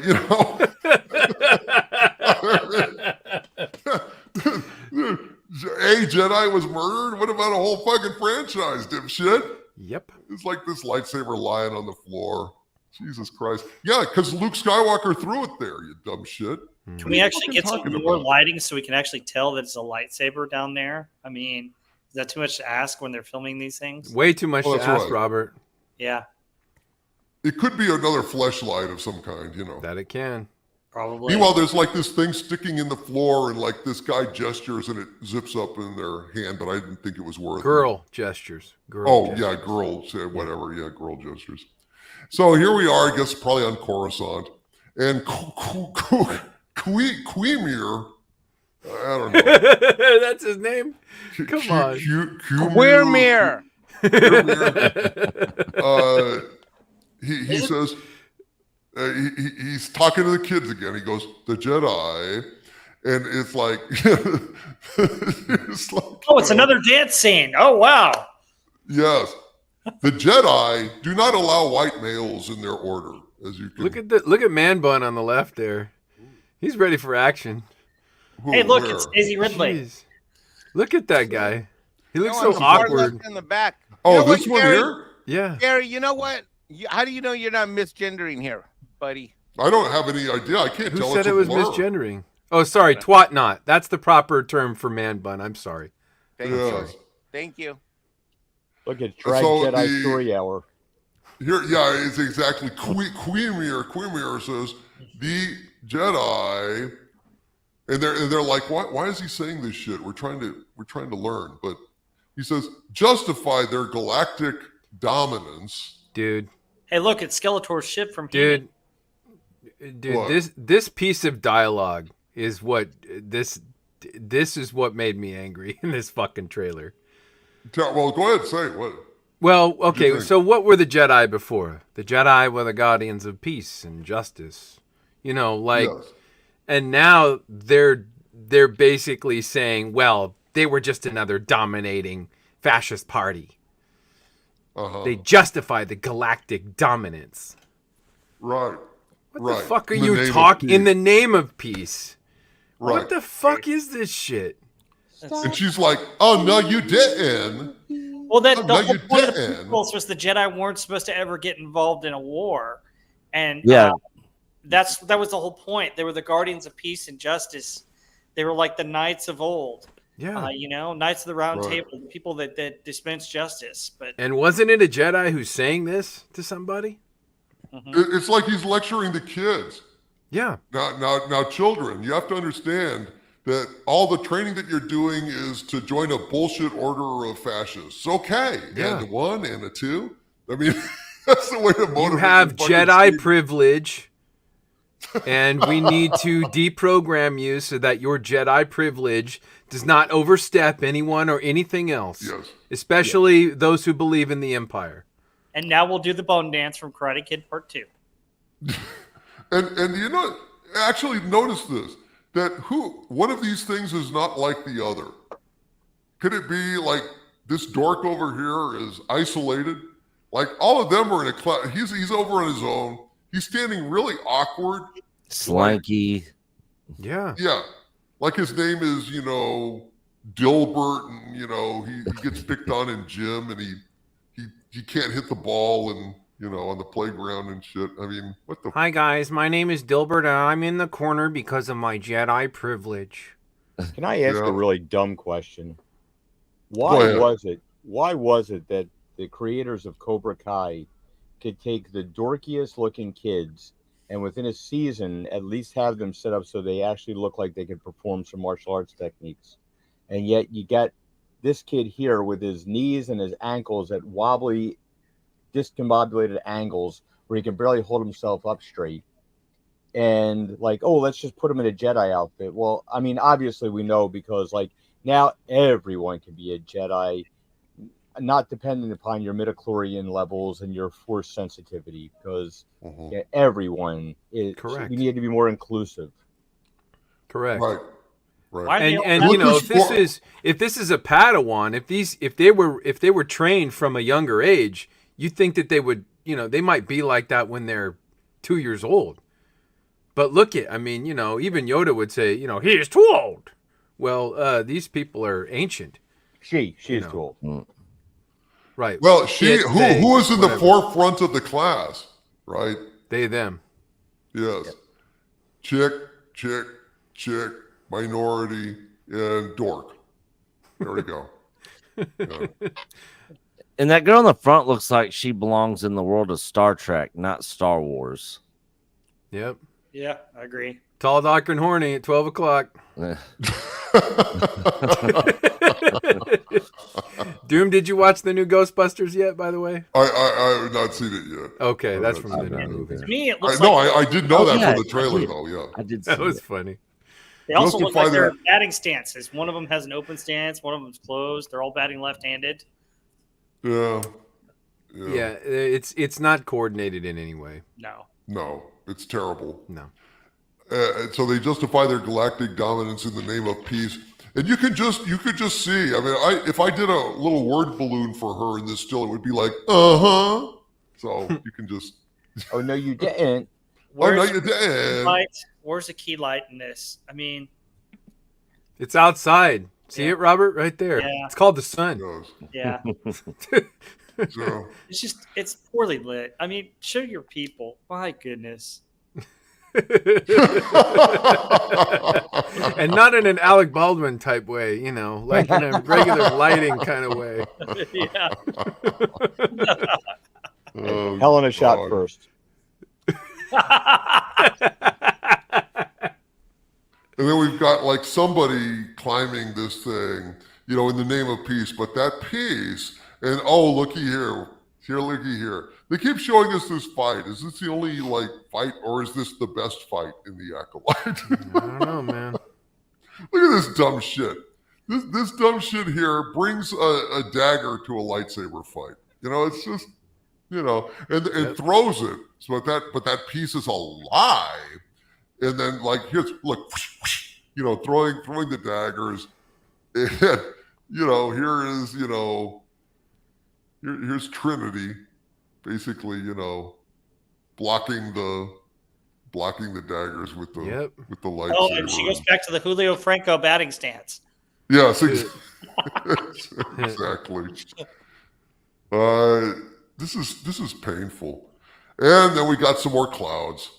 Cool. I guess this must be the Acolyte planet or something. Cool. Planet Acolyte. I don't know. and here's, this guy and his little helper, maybe a Padawan, I don't know. And Yord, Yord says, Jedi are being hunted. Yeah, by Kathleen Kennedy and Bob Iger and So Dave Filoni. one Jedi dies and they're all being hunted. Well, that's what Yord thinks, But I think he's out of his Yord. I think they're hunting for the space Vagisil.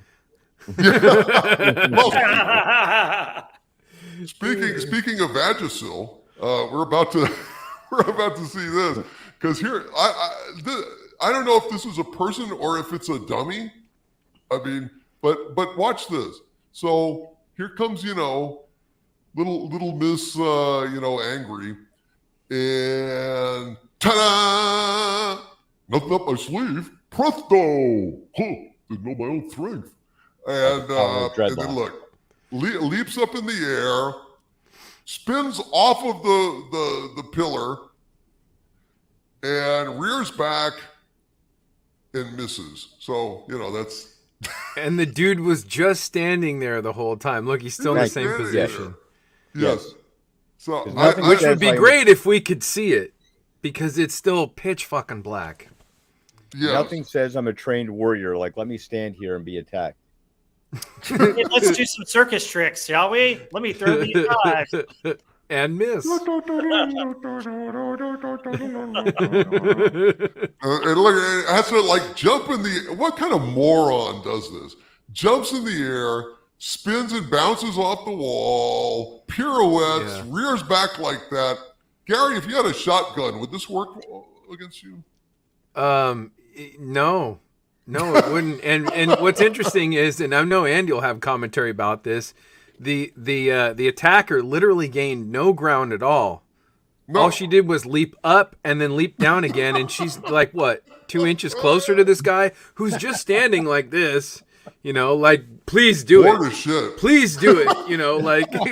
For God's sake, put me out of my misery. I've been standing here for 4 hours for you assholes trying to get this shot right. Put his hand out on top of her head and let her swing. Yeah. Yeah. I mean, the reason they put him in a white robe is because it's the only light that they're able to get cast on her face. It's stupid. White robe, and you still can't get me. It's still not bright. I still can't see it. Yeah. Hey, I'm surprised they didn't put the white man in the white robe. Well, the other thing about this is you wouldn't even play with your toys like that. Oh, I'm gonna make my character flip up and do this and miss. Look at that! Literally no fucking ground. No ground. Look at same distance from the look at I flipped 4 feet away and now I'm back. No battle technique. No tactic. No. Okay. Yeah, the force foo is not strong with these ones. No. Well, she did prove that her Jedi training was a lie. Yeah. Just like everything else about the Jedi. Jedi privilege. Hashtag Jedi privilege. Yeah. He's just standing there, not moving. Why didn't she throw the daggers like she did against Carrie Moss? Well, if nothing else, I guess he considered defending himself, but then he thought, but wait, that's just what they'd expect me to do. But wait, I've read the script. If nothing else, this explains why Nick Gillard's been spending so much time in the bar. But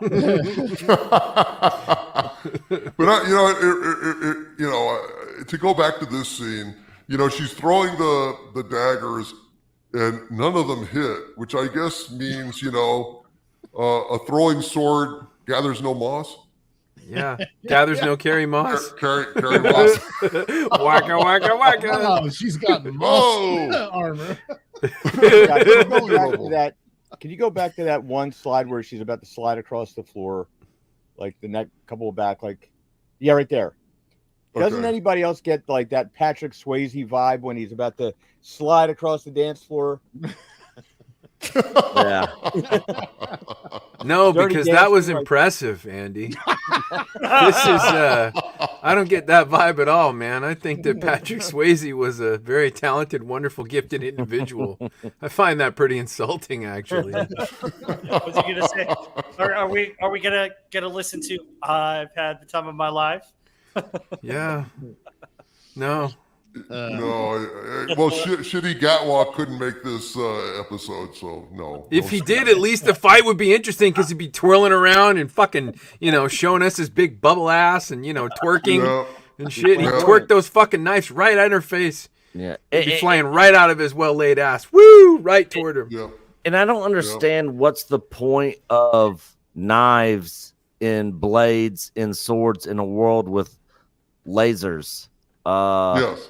It doesn't make any sense. It's sort of like, us today having, like flintlock, muskets, like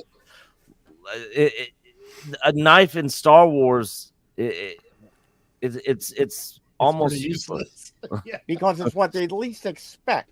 Yeah, Nick, there's something that you're misunderstanding here, and that's some of these people who are indigenous to other planets don't have access to laser swords and things like that. Exactly. So you're being very bigoted. You're being very, very bigoted toward whoever the fuck this is, wherever the fuck she's from, because she only obviously has these little, daggers. So, why don't you have a little bit of compassion and understanding from people from other planetary systems? Man, Okay. I'm just an asshole like that. Not you are. Yeah, I mean, if you're gonna use some kind of blade, why not make the clay?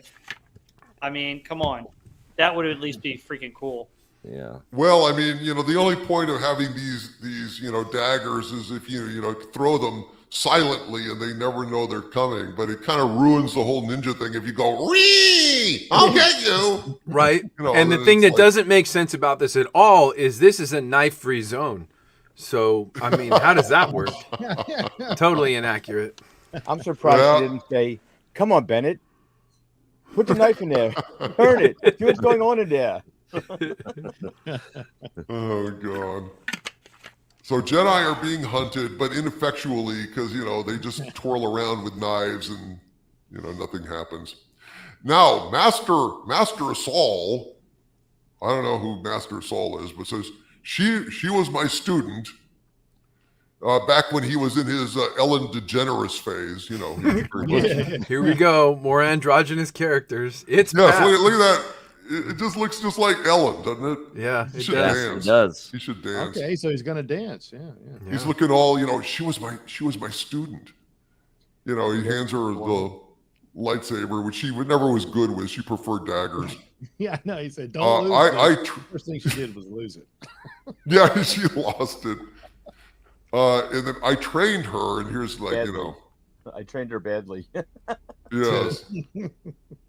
What's that guy right next to him with the spiky head guy? There's no guy. It's all women, dude. Yeah, Oh, that's Yeah. like right. he It's had all more- women. Yeah. It is all women, yeah. Yeah. In that shot, it is. Yeah. Yeah. Yeah. Oh, look, she's wearing a mask. It must have been filmed during COVID.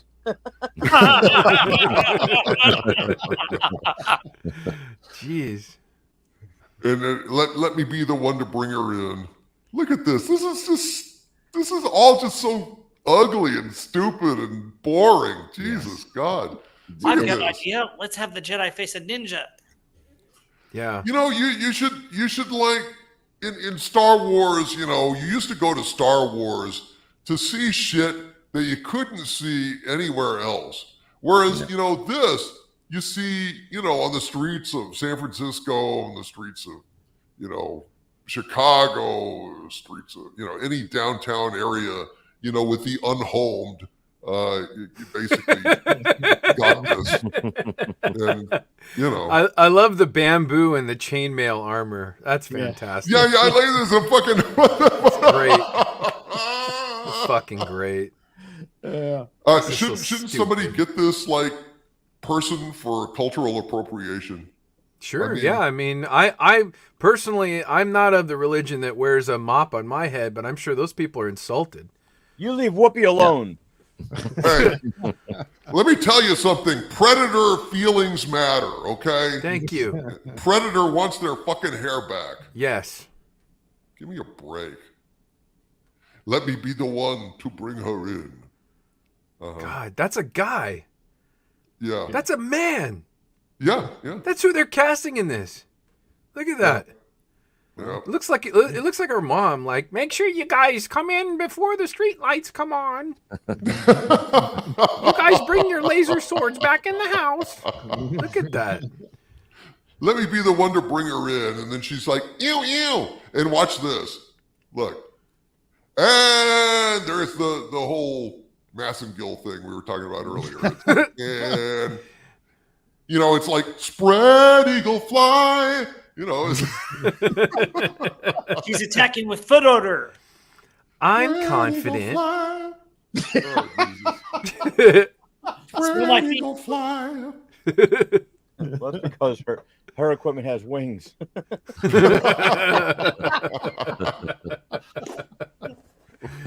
Oh man. More well lit. Look at the practical lights. Yeah. At least we can look at those. My eye goes directly to the practical lights. you Yeah. know? Sure. Look at how What are we ugly looking this at? is. And The fuck this are we is off the looking at? trailer, guys. I mean, this isn't, you know, and I love this. Look at this. So once again, you know, does this elaborate jump and gets nowhere. Yeah. Smell my feet. Yes. Joke was. You know? It's like, yeah, I know, Tina. It wasn't impressive then, and it's not impressive now. Well, I was going to say, I'm supposed to fake my kick, and you're supposed to fall back. Remember? Yes. They showed us the same stunt twice. Yeah. Yes. Jump. She jumps up, flashes him, spread eagle fly, lands and misses him, and then rears back from a distance to stab him and doesn't. So Okay, so Meanwhile- she flashes him. Does the carpet match the drapes? well, it's dark. He can't see. He doesn't know. Yes. Yeah, I don't know. Yes. Are there Andy, the dreads? mop matches the squeegee. That's for sure. Have we got dreads there too? We That's what I do. want to know. More than You likely. know, beads and dreads. Dreads and beads. Weave above, weave below. Weevils wobble, but they don't fall down. Well, I guess they land. I don't know. And, meanwhile, then we have a shot of a spaceship just to remind us, you know, we are supposed to be in space. I mean, you know, with all the bamboo armor and the knives and shit, it is supposed to be, you know, Star Wars. So Yes. And the weird thing about that ship is when it comes out of hyperspace, it like that front part like disconnects from the back part.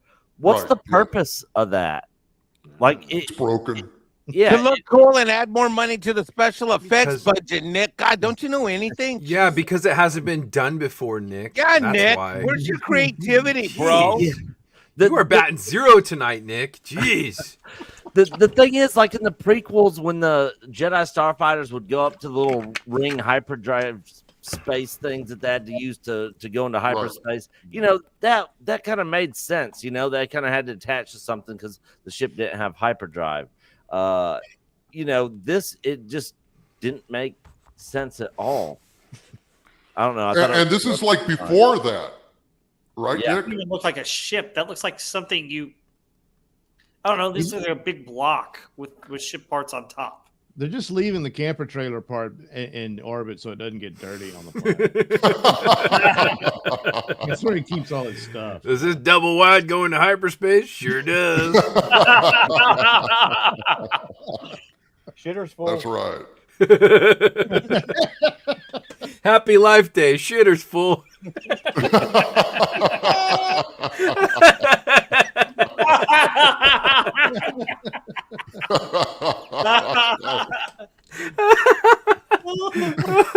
Chewbacca's dangling outside the fucking Millennium Falcon with a fucking orange hose. All the shit's flying everywhere. And people are like, what the fuck is that? Happy Life Day. Shitter's full. Look at a stogie. Oh God. So then Master Vernestra They just have since like three I- names. I don't know. Maybe it's another one. It says, Master Vernestra says, I sense this is only a small part. Well, it's easy to say about the men in this because they're certainly going to have small parts. So any man in the Acolyte is going to have a very small part. Hey, there's one out of focus right there. Look at that. Yeah. There's a guy. Look, guys. Look. One of us is there. We're represented. Oh my god. Oh my god. Look, it's Maybe first. some Star Stand by Wars me. names. All three of these get killed off in the first episode. Was Anakin there? Well, Where'd Nick go? I don't. We lost Nick. Uh-oh. Whoa. Nick couldn't take it anymore. He had to Come on back, buddy. Where's Nick? It was Darth he had Vernestra. to flee. I sense this is only a small part. See, they're rubbing it in. They're basically saying that the Jedi have no junk. Yes, you're right. This Jedi has no dick. You know, it's a small part. And that's a lie. of a larger plan. Oh, I see. Okay. And here's like all the gaggle of a snatch of twinks there. And look at this. Here is the ultimate soy Jedi. Here's this like soy Jedi, and what does he do? He bows down and offers himself to the ladies. He's got a really small part, Yeah. This is basically subjugation, white male. He looks all teary, weepy eyed. What a fucking weak sister. Look at that. There you go. And some sort of shift to tip the scales. All right. Yes, Can I get some blue milk on this island? Is this the same thing? I'm Oh yeah. Oh That's shit. probably Yeah. Jake Skywalker right there. Right. I need Nice me some selfie. blue milk for vitalization. I think Jake Soywoker pees blue milk, They should show that sometime. Yeah. It would be kind of interesting. May, I don't know who they're awful. May says, it's time to face the past. I think Nick's Why? back here, Doom. Oh, okay. Yeah, Nick's think back. he's here He again. rebounded. There Sorry, you go. guys, Have you back, man. My browser crashed on me. That's all I can't right. take it anymore. Yeah. It was like, oh, the Acolyte. I can't take it anymore. Fuck this shit. It's time to face the past. And there's Carrie Ann Moss. And, Face the past of what? What the fuck are they talking about? I don't know. The I wonder- Jedi are the patriarchy, and they Well, Kill the Past was already taken. Yes. So, okay, let's face the past. Oh, that's brilliant. Does anybody else out there get tired of this generic trailer dialogue that doesn't tell us a fucking thing You about can't what's kill- going on? You can't There's an kill- army brewing. He's building a war. We must face the past. Somehow Palpatine returned. Destiny is not decided for you. What the fuck is going on? I think Kamala What's the Harris fucking wrote it. story? You can't kill the past unless you face it first, Gary. Don't you know anything about storytelling? God. Don't. I'm Why is sorry. he on this show? God. It wasn't made for you. Because I'm Mexican, Mike. That's why. Uh-oh. Oh my They goodness. had to diversify this show with a real Mexican, which is me. Oh, get So- racial now. Look out. So Hey, destiny is not ChatGPT. decided for you by an anonymous force. So they're pissing on the force. Yeah. If you want to pull the thread, go ahead and change everything, then pull it. And this is how Jedi's mow the lawn. You can see that he's down there. Got a nice clear It's cut just- there. so we're gonna highlight just the lightsabers, your main light in that shot, and we're not gonna show the actual action. We're just gonna show Look at the that. swords. It's so dumb. Look at that. Dagobah was brighter than this fucking shot. yes, The whole Look trailer at was that. dark like this, except for the one scene in the Jedi Temple. yeah, it's annoying. Yeah, that's about it. Yeah. I But bet But it did was you notice that overcast they had then. like Darth Vader breathing on this scene, like they wanted to fool us into thinking this was Darth Vader. Did you notice that in the trailer? Yeah, I didn't. Even the red Yes, lightsaber. and some kind of helmet as well. Yeah. I didn't. He's got Kylo's helmet with a Joker face on it. Oh, yeah. Yeah. I That's see. all it is. And it's Jared Leto Joker face, so it's like an even more bullshit fucking Joker face, you know. Well, Is you know, Jared Leto in this? and this He's is under the supposed to helmet. get us excited. How? Yeah, I don't know. I don't What know. are It's going to you? come down to that it's only the male midichlorians that make all the decisions. Yeah. Yeah. And this completely breaks Star Wars canon, because in the prequels it said that the Sith hadn't been seen in over 1,000 years, and this Right. is just 100 years before Right. the They Phantom don't Menace. care. Don't worry, Right. we're gonna kill this group off before they have a chance to tell anybody, Nick. No worries. Okay. Yeah, okay. what, Yes. Mike, do you think they'll even think that through? To think, oh, this guy has Am I to get overthinking murdered. this shit again? It's again. Yeah, Here I go again, don't I? Yeah. Yeah. See, that would make sense. And they never knew that the Sith were behind it, by the end of the show. But Stupid it's Mexican they're Iron Man. not gonna go through that. They're just like STD didn't bother to explain all their crappy prequel shit. Right. No, they're going to make it. They're going to make it so Yoda knew all along, and it could be his fault that the Sith returned Right, he did because he never nothing. told anybody. Yeah. Yeah. There I go using logic again. I know. Yeah. Stupid. But the thing is here, like he asks, what are you? And then it says, like, you have some musical notes, which I guess means, I am music and I write the songs. Oh, jeez. The Acolyte. June 4th. So get ready, guys. We're going to have to watch the 2-episode Oh, my premiere. God. Are y'all excited? Yeah, Yeah. 2 weeks. I can't wait to see that lightsaber whip, which is just a regular lightsaber with erectile dysfunction. I will say this: For Hire did put some How funny appropriate. jokes with that lightsaber whip out on YouTube that check out on his channel. It's just a limp whip. Stupidest fucking thing I've ever seen. Yeah. I It agree, is. dude. I mean, it Stupidest presents fucking itself thing. overall as material that the prequels dealt with. The Jedi were getting complacent and all that sort of stuff. The Sith were plotting behind, unseen, and all that sort of thing. And then one of the, Anakin falls to the dark side. The end. I mean, here it's just, I don't know, some chick with a washboard on her chest has fallen to the dark side and is convinced that the Jedi are the bad guys. Starts killing them, and they got to investigate it. And the Sith were behind it all. It's already. Then why been didn't done. anyone know about the Sith? They do have phones back then, don't they? I They know. have, like subspace radio and shit, right? Doomcock, they there you canceled go. their Fine server. logic again. I Yeah, know, no, I exactly. There know. you go. Well, that's the only real mystery. Will they think it through enough to think, oh, yeah, we can't have them know that it was the Sith. So everybody who sees the Sith guy has to be killed. Thinking That's is a right. microaggression. That's right. Yeah, Doug, you're saying it's a mystery if they think it through or not? I don't think it's. I think we can pretty much What guess are the that one. odds that they'll think that through. In the Yeah. show? It's true. But here's the twist, though, folks. There's a marketing angle to the Acolyte that y'all are just not understanding now. Of course.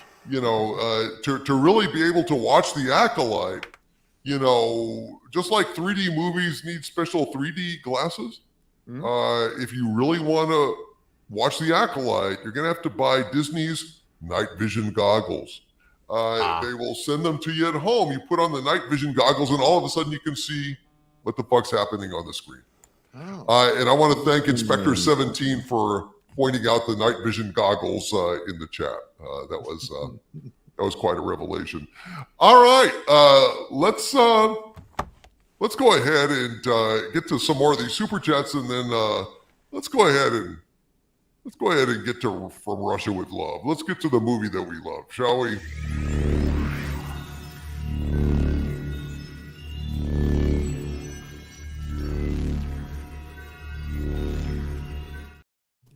All right, folks, let's get to this.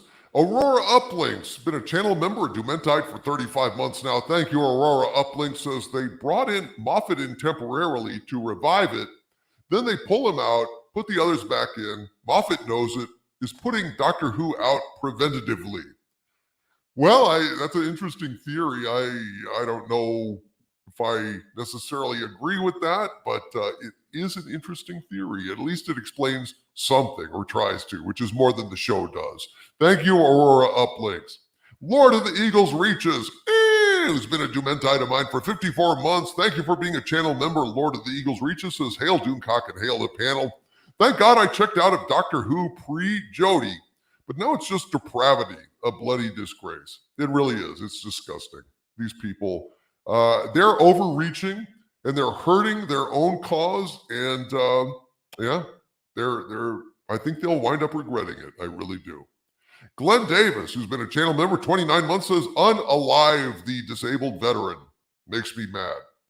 Yeah, basically killed the poor guy without vision because it would have cost the company more, essentially, to treat him than it would to just turn him into a fleshlight and call it a day. So, yeah, basically that's what the philosophy of the show was in that regard. Grimlock Say, watch Buckethead with a $10 super chat. Thank you, Grimlock Say. So started watching Doctor Who with my mom and grandma, who was from London. When I was young, Grandma would share stories of her childhood in World War II in England after the show. Sad to see this happen to the Doctor. Yeah, it's not the Doctor anymore. And this show should not be watched by anyone who is not reviewing it and sounding the alarm, honestly. This is not entertainment. Who the fuck thinks this is entertainment? I'd really like to know. I do not understand how that could be.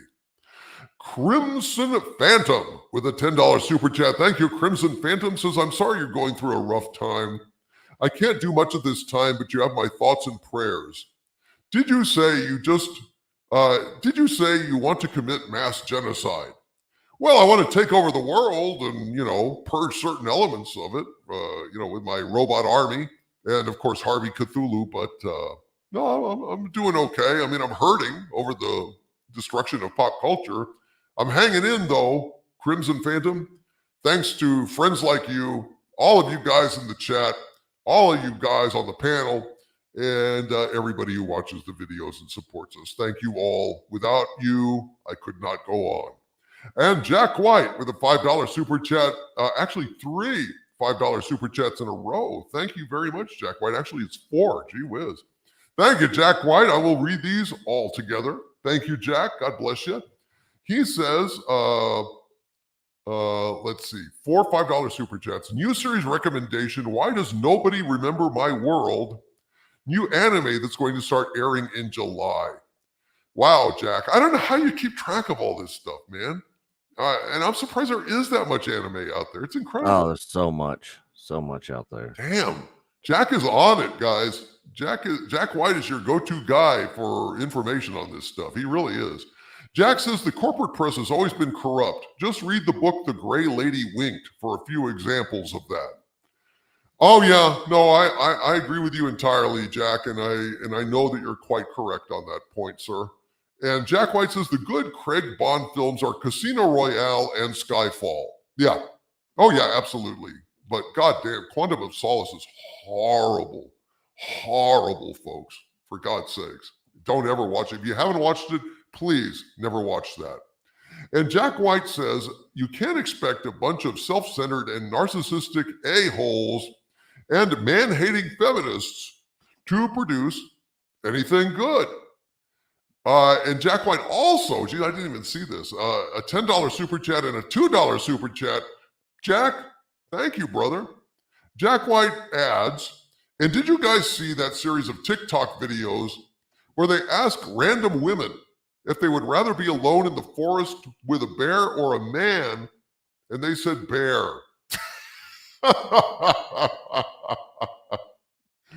Yeah, he says, those women don't need a psychologist. I can't believe that they'd be that stupid.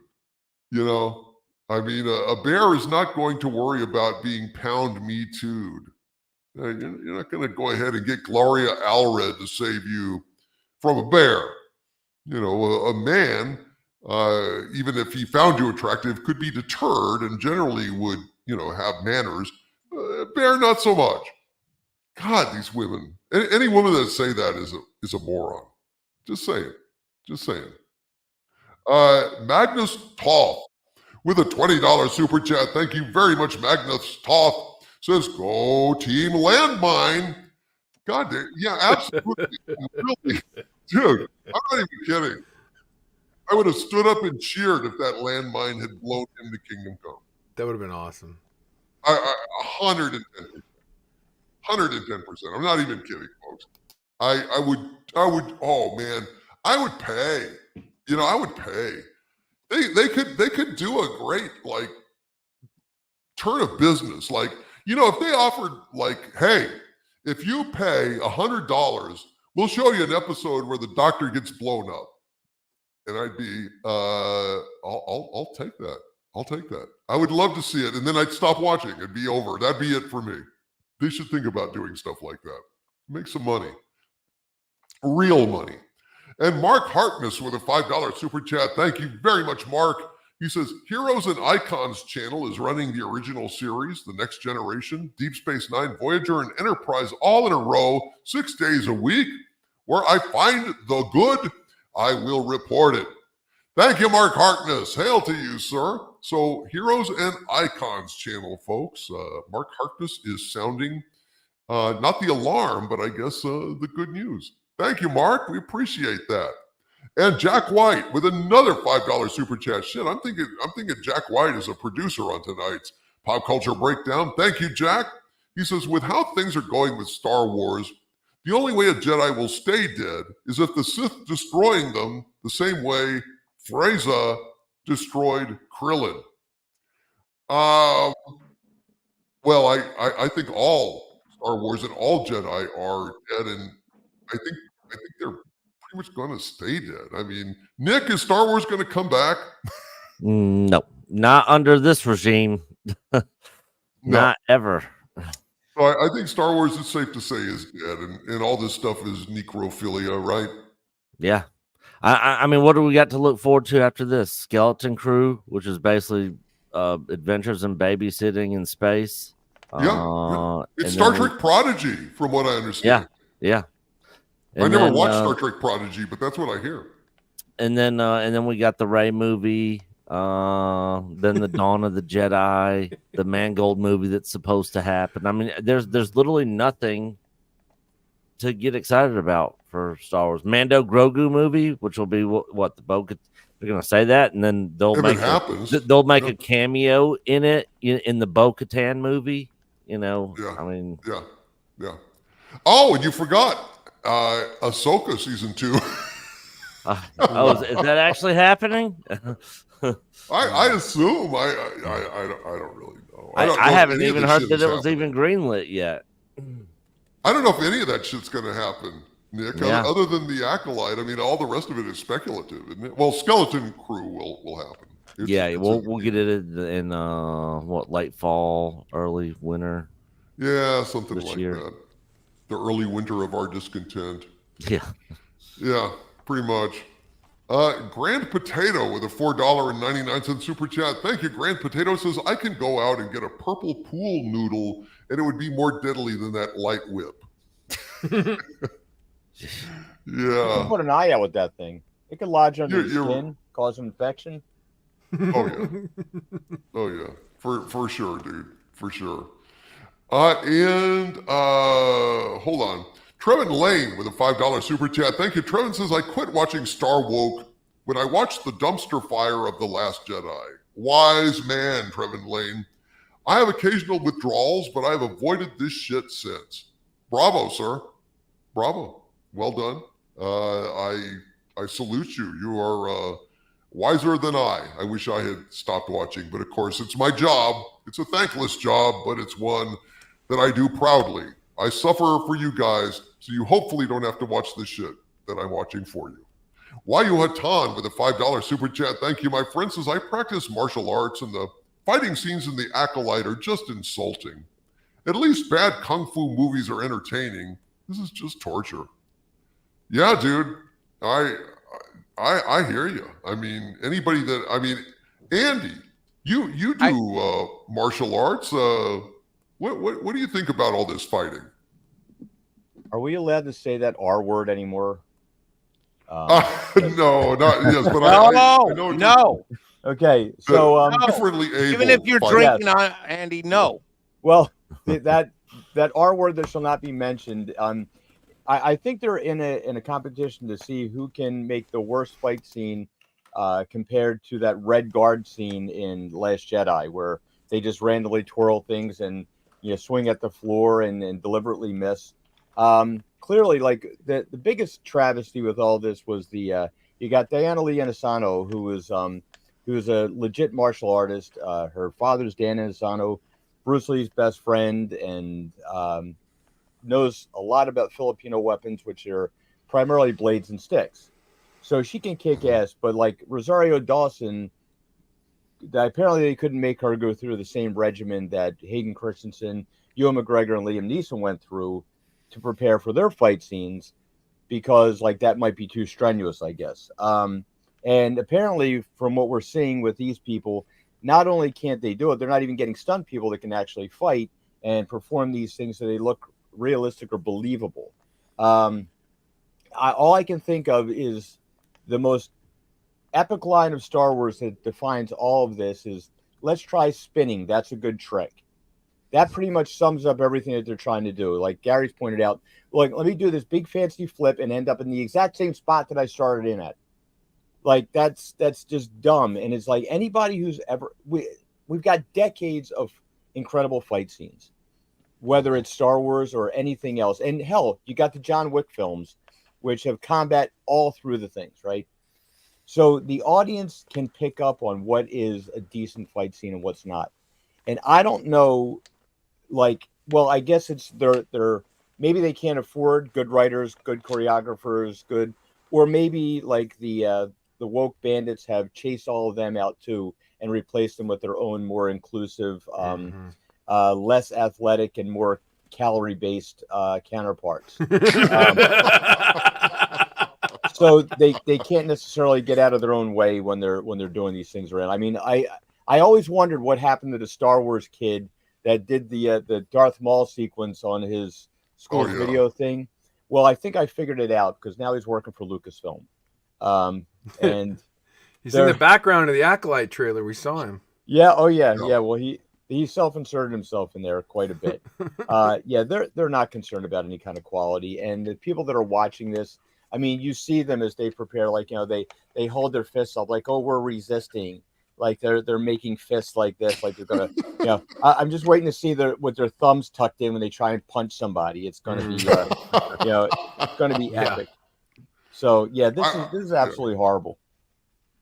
So I think the phrase you were looking for was you're saying that the Acolyte and shows of its ilk are calorie centric. Yeah. Mm-hmm. All right. I'm glad we could clarify that. Let's see. Michael Beacom with a $5 super chat. Thank you, Michael. He says, "Hail, Overlord. Situations require me to mostly lurk tonight, but wanted to praise the choice of From Russia with Love for films that we love." Thank you, Michael. It is a damn fine choice. And I think that's our cue to go ahead and talk about some movies that we love.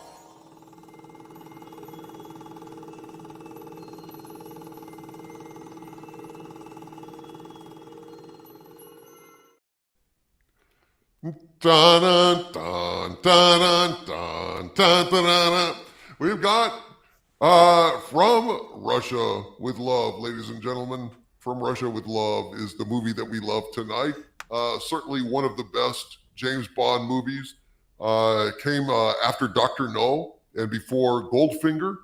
It stars Robert Shaw as a KGB, I don't know, monster, assassin, say it what you will. This is a damn fine movie. And of course, Rosa Kreb, is that her name? Kleb, yeah. With the, she had her kicks. That was a great character. This whole thing was great. The scene on the train with Robert Shaw and Sean Connery is one of the best scenes of any James Bond movie. And we have set our movie detective, Gary Ambrosia, out there to go ahead and try to find us some interesting facts about this movie. And I understand that you uncovered a treasure trove of them, Gary. Oh, there's lots of stuff. Lots and lots of stuff. Are you ready? Absolutely. Okay, here we go. From Russia with Love, the incredible sequel to the first cinematic incarnation of the greatest spy in pop culture history. Directed by Bond veteran Terrence Young, starring Sean Connery as James Bond, produced on a budget of $2.6 million and bringing in $78.9 million worldwide. Over 30 times its budget. Jesus. Yeah. After the success of Dr. No, which... Damn it, Steve, stop texting me. Punk. He's such a punk. I swear to God. After the success of Dr. No, which brought in twice their budget in profit in the United States and Canada alone, producers Albert R. Broccoli and Harry Salzman knew they had a hit with 007. After the first Bond film had been released in the United Kingdom, its instant popularity gave United Artists the confidence to fund the Super Spy's next motion picture.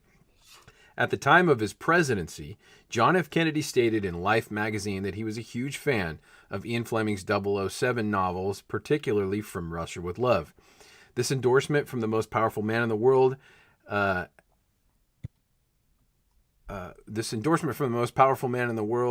I don't know, some of it must have. It basically ensured that the movie was going to get produced. And as stated in the credits of Dr. No, James Bond would return in the adaptation of President Kennedy's favorite Bond adventure.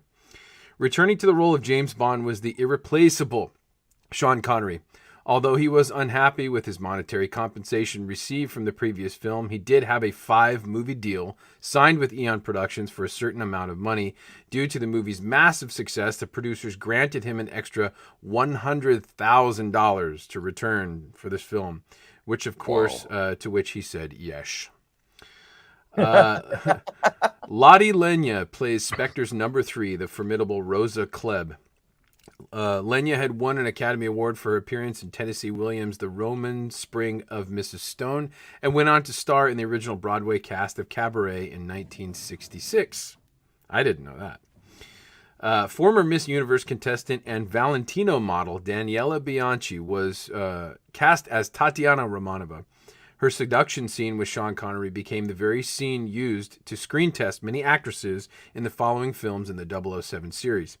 Another beauty queen and model, Martine Beswick, winner of a beauty contest in Jamaica, where she received an automobile as a prize.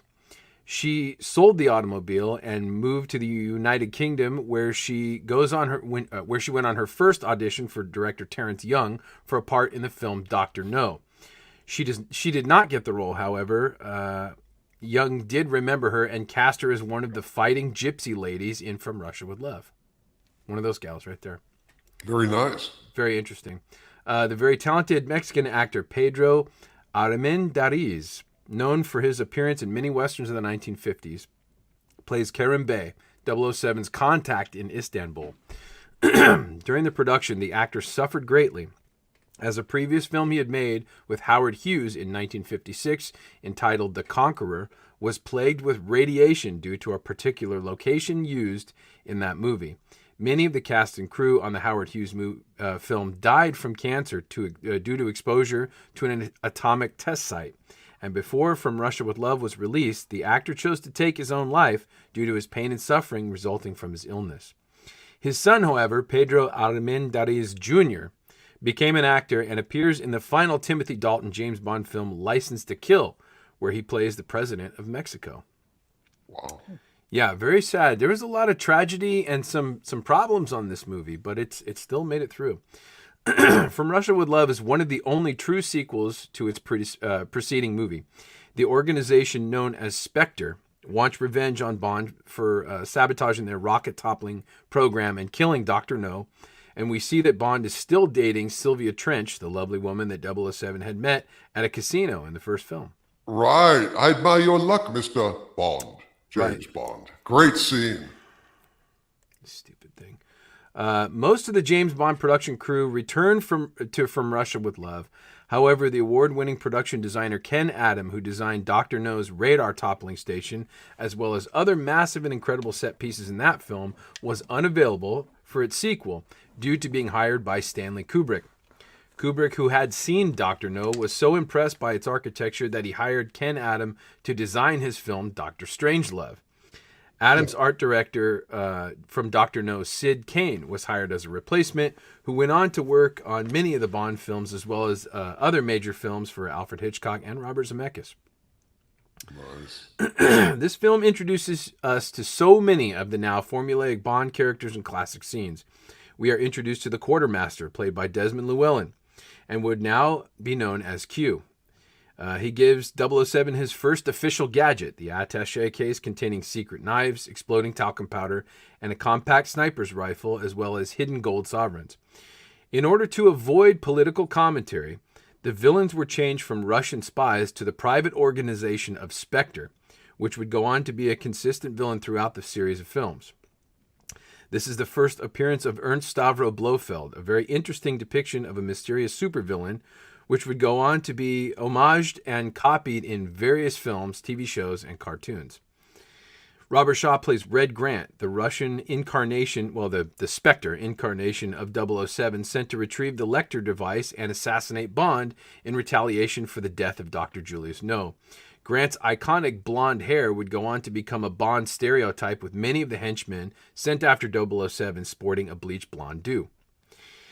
This film was also the birth of many of the now tried and true stereotypes of the spy genre. Its blatant use of sexuality was at the time unheard of, and certainly not depicted in cinema. So many of the toxic male tropes of the modern day are on full display in this cinematic gem, which is just another reason why we not only adore and celebrate this movie, but look up to and strive to live up to its important teachings as our toxic forefathers intended. Amen. Amen. Ernst Stavro Blofeld is credited with a question mark in the end credits. He was played on screen by Anthony Dawson, who was previously cast as Professor Dent in Dr. No, and was voiced by stage and screen actor Eric Pullman, who went on to reprise the voice of Number One in Thunderball. This is John Barry's first complete score of a James Bond adventure, taking over from Monty Norman from the previous film. The score is absolutely incredible, lush, and at times haunting, and establishes many of the iconic themes and melodies which would go on to be used for almost all of the James Bond films up to date. Shooting in Istanbul became very difficult for director Terence Young. Due to the popularity of James Bond, literally thousands of onlookers would show up to the locations and make it very difficult to film a scene. In one instance, while on location at a train station, Young had stunt coordinator Peter Perkins perform a distraction across the street so they could complete the scene without interruption. Perkins apparently dangled himself from the top of a building and shouted for help to distract the thousands of onlookers. Wow. During the production, a car transporting Daniela Bianchi swerved out of control and rolled several times, resulting in a car accident. Another car transporting Sean Connery had pulled over, and the actor approached the accident and pulled the actress out of the wrecked automobile. Shooting was delayed for several days in order to allow for her to recover.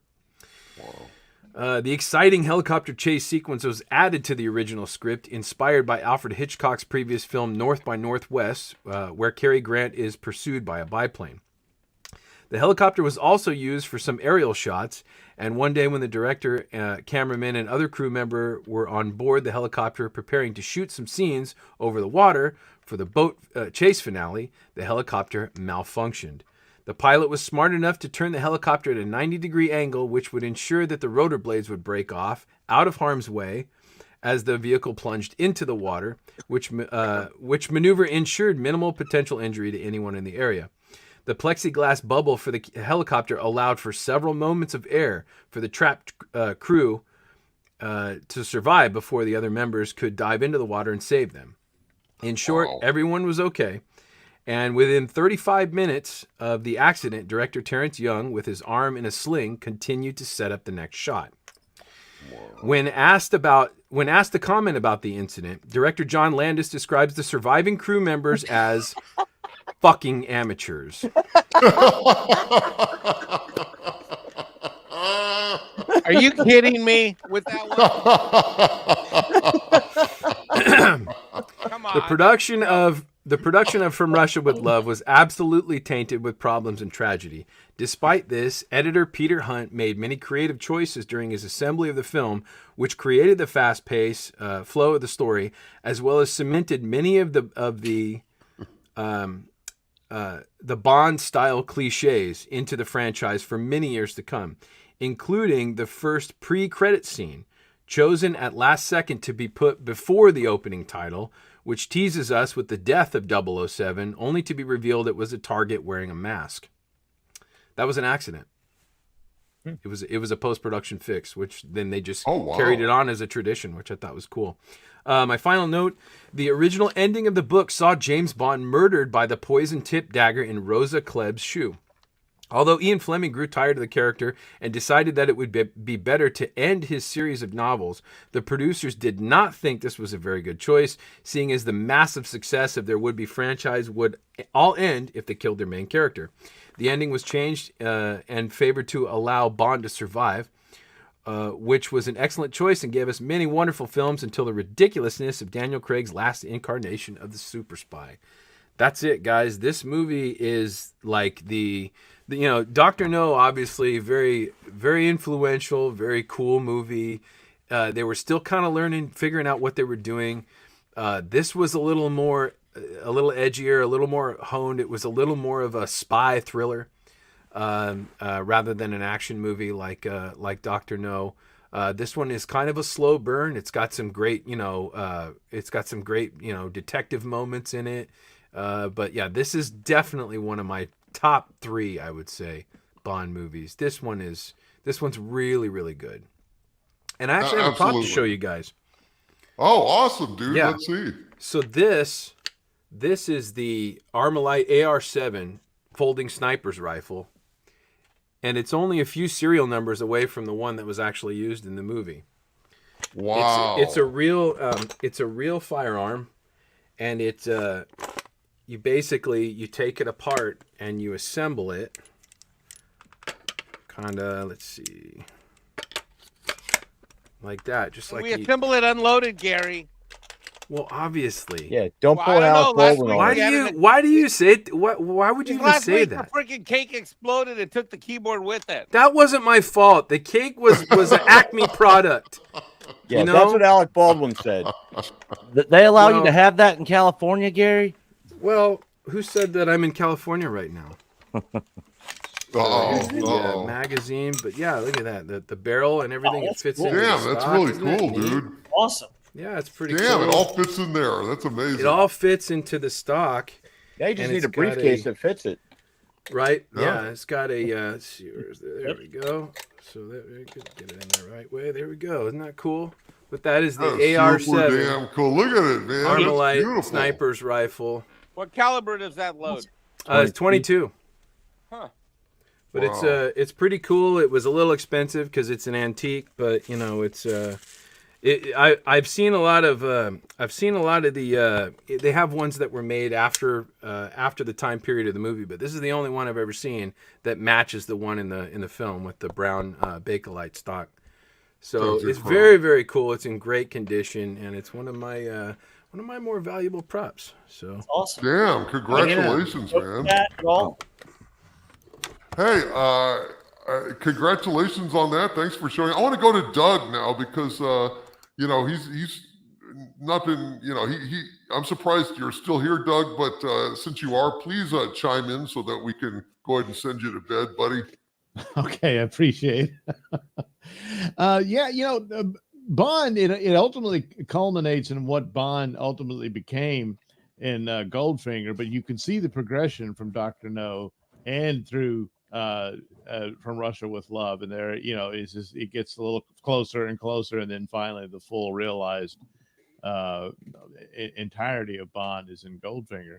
But a lot of that is in this one, and it just as a movie unto itself, it's really good. It's rather smart and clever here and there, and all that stuff. And then more of the characters, of course, Blofeld makes his appearance, or maybe, well, not really, but you see enough of it, and all of that. And so the significance of it cannot be denied in its entirety. But it's also kind of sad to look back at it and see what Bond has become and the failure when there were highs and lows all throughout it, but not quite to the way it is now. But nevertheless, it is an interesting progression as they learn their way, and of course made the right decision in that Bond does not die at the end of it. So that's all I got. I'm sorry. That's all you got on this one? Yeah, I'm saying. I guess you probably need to go get some sleep, buddy. I think so. Yeah, I appreciate it. Well, go ahead and plug away whatever you'd like to plug, Doug. Well, there's the Mr. Nelson Show, my podcast over at radiomisfits.com or wherever you get your podcasts. There is my comic book based on my audio plays of the same name of Night Night that Robert is showing you right there. That's right. All you got to do is head over to indieplanet.com and look up Night Night, and you too can be like Robert and have copies of Night Night in your hands. Oh, that's right. And for any extra Nelson stuff, of course, you can follow me on X at Mr. Nelson. And you can head over to the nelsonratings.locals.com. All kinds of Nelson stuff waiting for you there. Absolutely. Well, thanks, Doug, for coming over here, buddy. And, we appreciate you sticking it out longer than you planned to. Hope all is well with you, and hope to see you next week, buddy. All right. Oh, well, I won't be here next week. That's right. That's right. I'm sorry, but the next week. All right, the week after. You're right. Don't worry, Douglas. Buddy. I'm going to watch more Doctor Who for us. Oh, yeah. You have my sympathy. All right, I'm calling dibs on this screenshot. Yes, we can just leave the screenshot up here. Yeah. Good. My computer froze on it for some reason. Oh, yeah, it's weird, happen, doesn't it? You're welcome. That is a great shot. Good God. That's the guy's secretary that you every time you see him, the first couple of times you see him, he has either been involved with her in some way. So, well, I can't blame him. Yeah. Damn right, dude. Well, that's a good scene to end on. Yeah. For me, anyway. All right, night there. Good night, Doug. Yeah, nighty-night. See you, Doug. Hey, see you later. Think of the sweet dreams I'll have. Yes, sir. All right, bye-bye. Good night, Doug. Robert, what do you think of this movie? This is my favorite James Bond movie. I plug anybody, always get this on physical media. The 50th anniversary came out in 2012. This beautiful box set. If you're a Bond fan, it's one of the best sets that I've ever had. And here's what the discs look like from Russia with Love and Dr. No. Beautiful art. Oh man, look at that. Nice. I like the chicks are used to denote the That's great. Yeah, they are. All the Bond girls are used to denote every movie. Sweet. That's another thing that made me sick about Craig. He's like, oh, we can't use the term Bond girl on the set. Like, fuck you. Oh, yeah. Yeah, fuck you, Craig. Fucking I gotta work for him. But yeah. White Knight. Look who he's married to, too. What a scumbag. What a fucking hypocrite. Asshole. I hate that fucking guy. Sorry, Robert. Trigger alert. Trigger alert. Sorry, I'm going to go read my scripture. No, I love this movie because I love the way it sets up. You have the Bond and the British Secret Service. They know it's a trap, but they go in anyway. And the way that they set it up with the Russians trying to get him, and then Spectre trying to get him with the bad guy who's a mirror of Bond, and it's just really cool how you can watch it all play out, and you see how the Spectre agent is watching Bond's back and watching how he does things. He saves his life at the gypsy camp without Bond knowing. And then I love the scene on the train where he's watching Bond do the cigarette thing to figure out how the British Secret Service secretly communicates with one another. And then he uses it to kill the agent that's supposed to beat Bond. I think that's classic spy movie type technique. And it was brilliantly done. And then the fight on the train is just spectacular. The use of the gadgets in this is spectacular. And I just think it's a really well-written, well-edited film. That's what I love about it. I mean, I think the pacing's good, and I like that it goes and shows you something different. You have Bond doing the stuff in the sewers underneath the Istanbul to try and get the Lecter, and then you have him in a gypsy camp, and you have him on a train. It just so many different locations, so many different things that he does in this movie that really make it a lot of fun. It's just really an enjoyable adventure, and you can probably take this script and apply it to any other spy genre and make it into a spy movie. I think it's one of the perfect scripts that James Bond has in all the James Bond movies, and it's a wonderful book too. So yeah, I really love it. That's all I can say about this movie. Outstanding. You know that President Kennedy, after he read this book, he invited Ian Fleming to his Georgetown home, and they had discussions about stuff. Who knows? Probably Cold War type stuff. I'm sure Ian Fleming, who was, obviously now we know this thanks to Ministry of Ungentlemanly Warfare, was highly involved in secret missions and stuff like that in World War II, and who knows what kind of information he shared with them and stuff. I thought that was pretty fascinating when I read that. Yeah, it really is, man. I mean, yeah. I gotta check out that movie. Yeah. Mexican Iron Man, what say you? Well, as a longtime Bond fan, this is certainly one of my favorites. I focus on two things. So that helicopter scene that you talked about earlier it's one of my favorite sequences of all Bond action sequences, all time, all decade. I freaking love it. I mean, if you think about what has to go into that back when this is shot back in the 60s, I mean, nowadays that would have been done in CGI. There would have been a helicopter hanging from the ceiling. There would have been a backdrop. There would have been added stuff in post. And when you look at these early films, a lot of the stuff they pulled off for the budgets they had is pretty freaking astounding. I love that helicopter scene. It's just, look, is it the fanciest, coolest thing? I'm sure, people would argue with me and say the Mission Impossible helicopter scene is better than the one from the 90s. But I mean, I just think it's awesome. And number two, the second thing I'll focus on in my comments are the chicks. Holy moly, they came out guns a-blazing on this one. I mean, they're everywhere. You got, I mean, every single chick is just smoking hot and fulfills some kind of plot function that they're all sultry and seductive. But man, oh man, guns a-blazing from like the opening scenes all the way through the end. So when a young Mexican Iron Man saw this on TV as a wee little lad, but a decade and a half later, you can only imagine Mexican Iron Man, a latchkey kid at home by himself while his mother's at work in her second job, going into a shift on a Saturday. This comes on the TV in the afternoon on KTVU, independent local channel in the Bay Area. And I was mesmerized because they would always show these old classic Bond films from the 60s on repeat. And this was happening when I was a wee little tyke back in the early 80s. So, Mike, what happened to all the Kleenex?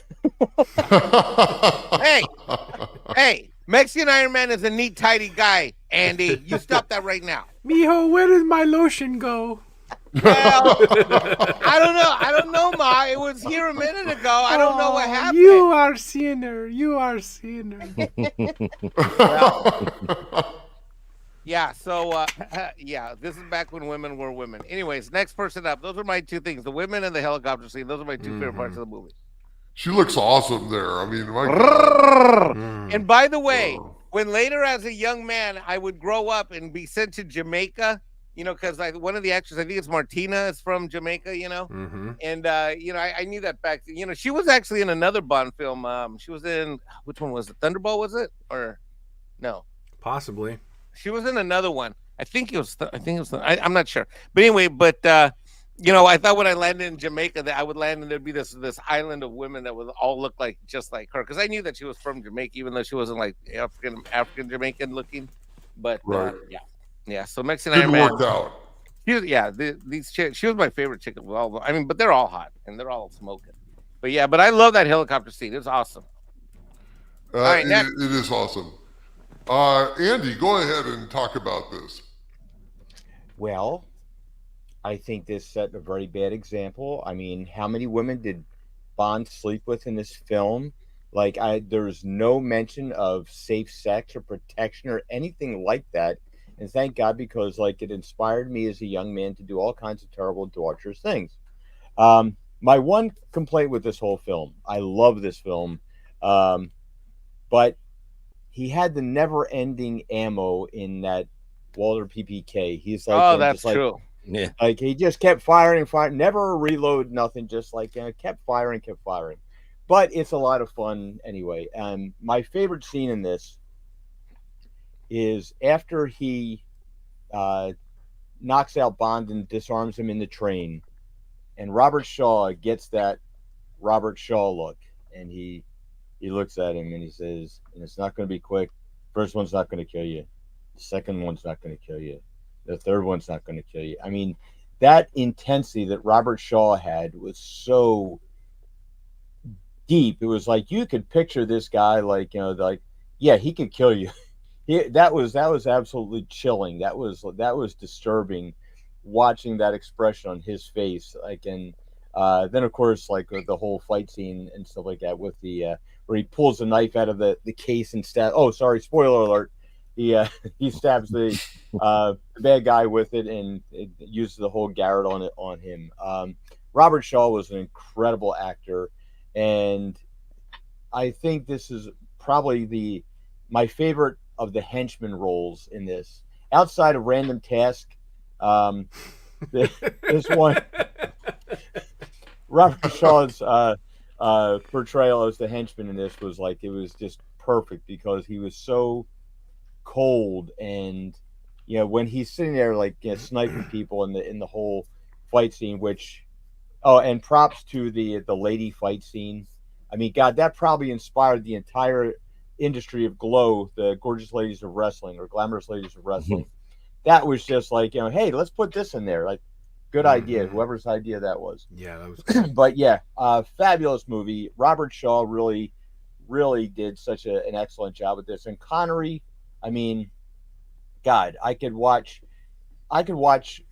Sean Connery reading an Italian menu much better than Kevin Kline and just be entertained by it.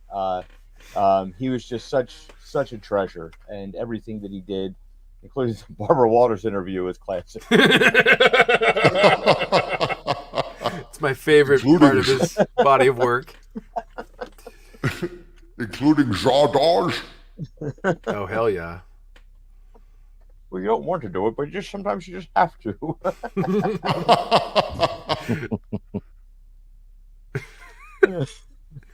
I was getting worried there, Andy. You weren't saying anything nice about From Russia with Love for at least a solid minute. I thought Doomcock was going to press a button and electrocute your nuts. That's right. So we do not like failure here. Remember, Andy? We need a faster acting poison. Well, thank you, Andy. Nick, anything to say about this movie? I mean, I agree with what everybody else was saying for the most part. This was definitely one of my favorite Bond movies that I watched growing up with my dad and my grandfather. I love the fight between Grant and James Bond on the train. You know, a lot of Bond fights, it just seems, very one-sided. He's always got the upper hand. Of course, he's got the plot armor because he's James Bond. But that fight, he really struggled in that fight, in this movie.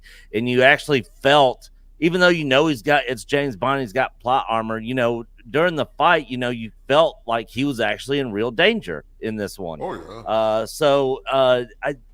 That's the one. That's the one scene, that Andy was talking about. That's probably my favorite moment in this film is that fight. Like, I love that fight scene, in the train and stuff. So, but yeah, great movie from start to finish. Absolutely love this movie and agree with what everybody else has said. It's a classic. That fight scene on the train was extremely graphic. They were worried about when they were shooting it, whether they could actually depict that kind of thing, because it really does look like a murder. Yeah, and it really looks like a flat out like a murder, like what it probably looks like when two guys are fighting to the death. Yeah, and the acting was so good. Like, if you watch the scene again and you look at Sean Connery's eyes in that, like, you see like the terror in his eyes, you know, and then Shaw's monstrous rage, you know, the fight, they just really sold that fight. It was just really, really well done. One of my favorite Bond fights out of the entire franchise. Mm-hmm. Yeah, me too, for sure. You know, that's the thing about Sean Connery and why he was so loved is that he was that, you know, he had that macho quality, you know, that, you know, I mean, he really seemed sophisticated, manly, all the things that, you know, men aspire to or used to back in the day when testosterone was not a toxin. And, you know, I got to say, you know, when we went to, you know,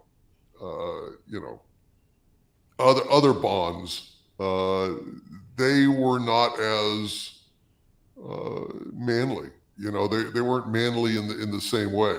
Yeah. You know, Roger Moore, God bless him. I love Roger Moore. A lot of fun Bond movies, but he was not manly in the way that Sean Connery was. He was a little fancier. You know, he's a little more sophisticated, and a little I think lighter that in the feet. Yeah. And there was that one those scene movies for in comedy. Yeah, there was that one scene in For Your Eyes Only when he kicks the car over the cliff. That was pretty brutal. Oh yeah. But that was probably his most brutal moment, you know. But he's, you know, he was a little bit, you know. One of the funniest lines in any of the Roger Moore's movies is the man with a golden gun when he sees that gorgeous little Asian girl swimming in the pool, and he's like, "What's your name?"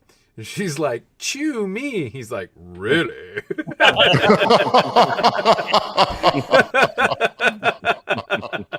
It was so fucking. You're like, "Oh my god, this is not Connery." You know. Yeah. But you know, the other thing with this movie is that Robert Shaw's character is very much equal to Bond, and the scene where he's Spectre's Bond. He's Spectre's 007. That's what's so cool is they're you know, they're meeting, you know, face to face. They're equals. Yeah. You know? And the chick comes and rubs his muscles. She's pretty hot too. So I mean, Rosa Klebb? Oh yeah, I think she's hot too. Yeah. But I, you know, nothing against Roger Moore, like I said, but you know, Sean Connery just had that special quality. And as far as like Robert Shaw being the Russian James Bond, I never got the sense. I mean, maybe I'm in the minority, but I got the sense that Robert Shaw was more of a monster, you know, like a really physically capable, very dangerous assassin. But I never got the sense that he was as smart as James Bond. I mean, am I mistaken in that? I think he used a more brute force than Bond. Yeah, he had different techniques, but I think Bond's just as much of a monster. I really do. Yeah. That's one of the things I love about him the most, because he's like, you know, well, I know it's a trap, but I'm gonna fuck her anyway, you know, and it's like, okay, he didn't give a fuck, you know, like, I mean, he's a monster in a different way to me. I mean, really, Bond is not a good guy. Yeah, Bond is not a good guy. He's ruthless, but I'm not talking. I'm talking about physical monster, like Robert Shaw's is like physically. I mean, hand to hand, without any gimmicks or shit. He kills Bond. Yeah. Well, he even tells him, he's like, my job is to take the Lecter from you and kill you. How I do it is my business. Exactly. So he's already coming. He's, you know, that's what he gets out of the job. That's the perk, is how I do it is that's up to me. But you know what? Exactly. If you focus on Shaw's character throughout part of it, and that's what I did this time while watching it, you see how he's tailing Bond and he's killing all these people around him. I thought that was very clever. And there's one shot that I have on the train where he's watching from the train how they greet each other, and you can kind of see you see him in the background, and then you see his reflection in the background as Bond's meeting that the other guy to tell him his dad's dead on the train. And I thought that was very cool, very clever. And then there's the shot of him at the gypsy camp. He's lined up watching from a distance, but then he kills a guy who's about to kill Bond in there. So he's got his own style, but he does. I don't think he doesn't have any of the clever wits that Bond does. I mean, after all, he messes up with the wine order, so he's not as sophisticated, but he's got some moments that are pretty cool in this. Well, I would say that Robert Shaw's character and James Bond's character, I would say the difference is that James Bond is ruthless and Robert Shaw's character is sadistic. And sadism is a weakness because he's basically he's indulging his own sickness at the expense of the mission. You know, I think that he will go out of his way to kill or be cruel, you know, fuck around with somebody, when Bond is more of a professional who just wants to get the job done. And if he has to fuck with somebody, he'll do it. But I think it's a weakness, actually. I think the sadism is a weakness. What do you guys think? It is, because you see the gold. He wants the gold sovereigns in the case. I mean, why not just kill Bond and then take them himself, you know? Right. Yeah. He could have won. He could have won easily. Yeah. Oh, yeah.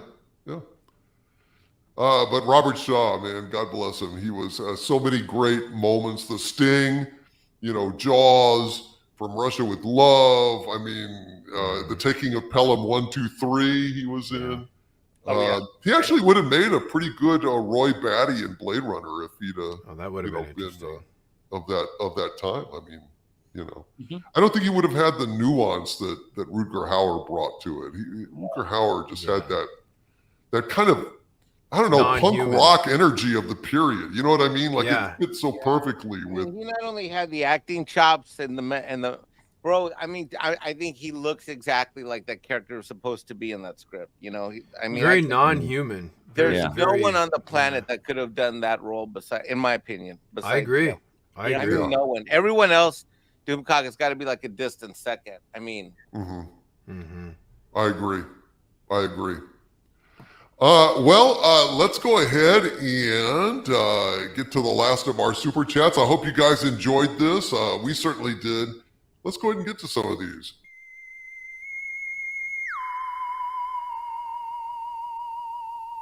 Super chance, mofo.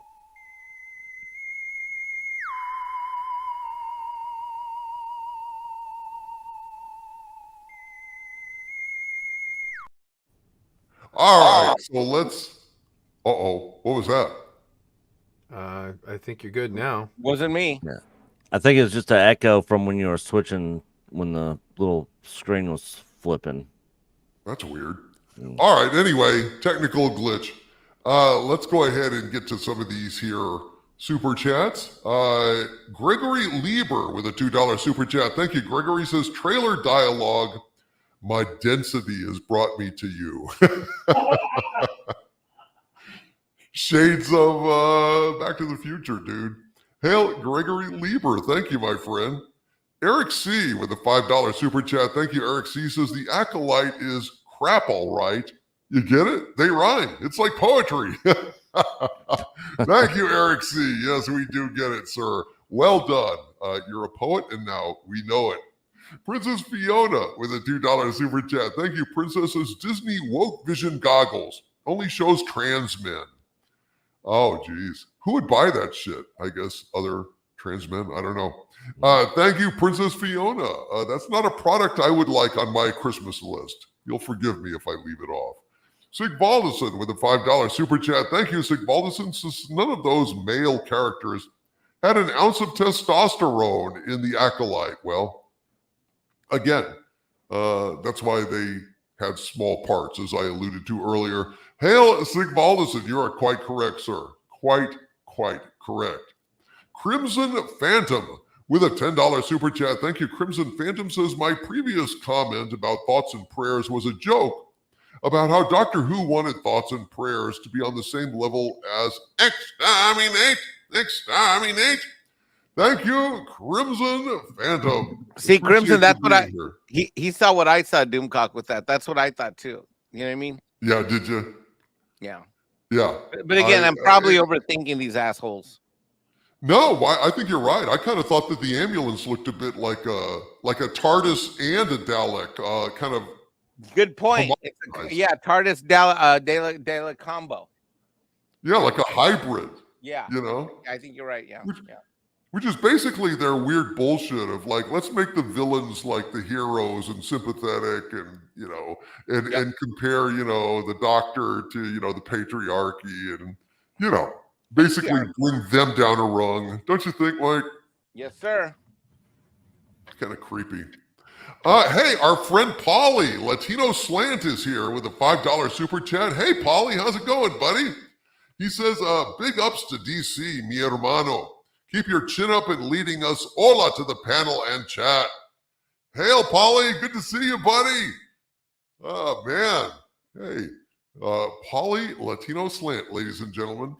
And joining him tonight is Orville Nation with a $2 super chat. Hey, PJ, how's it going? He says, take this channel to the next level, DC. I'm trying, buddy. I'm trying, man. We will not give up. Never give up. Never surrender. Thank you, Orville Nation. PJ, always great to see you. And Hail, PJ. Hail, PJ. Damn right. Big Dave K has been a channel member for 27 months and says, to answer the bear question, watch The Grizzly Man. Yeah, I'm sorry, but those women are, not terribly smart. Let the bears eat.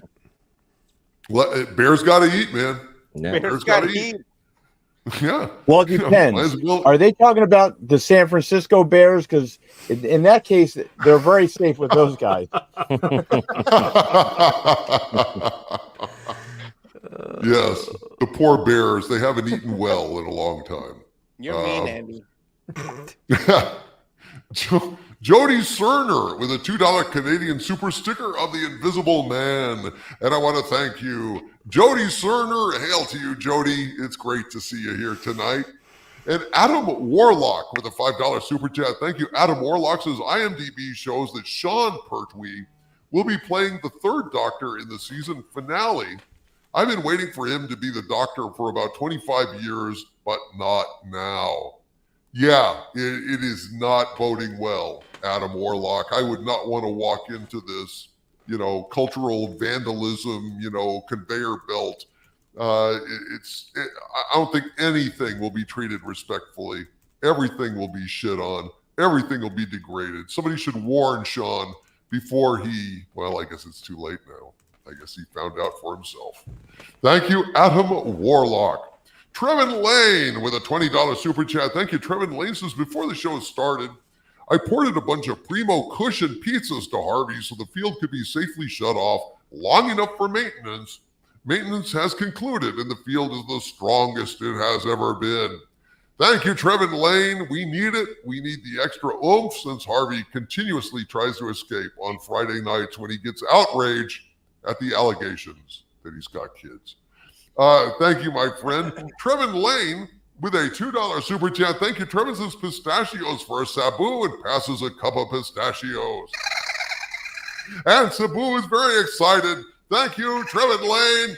He's running off after them. I threw them over in the corner, and he is enjoying them very much. Thank you, Trevin Lane. And Trevin Lane with a $5 super sticker of a pair partying, dancing around, and having a grand old time. Thank you, and hail to you, Trevin Lane. And the Joker gifted 5 Overlord DVD memberships to this channel. We've got 6 new members tonight. Thank you very much to the Joker.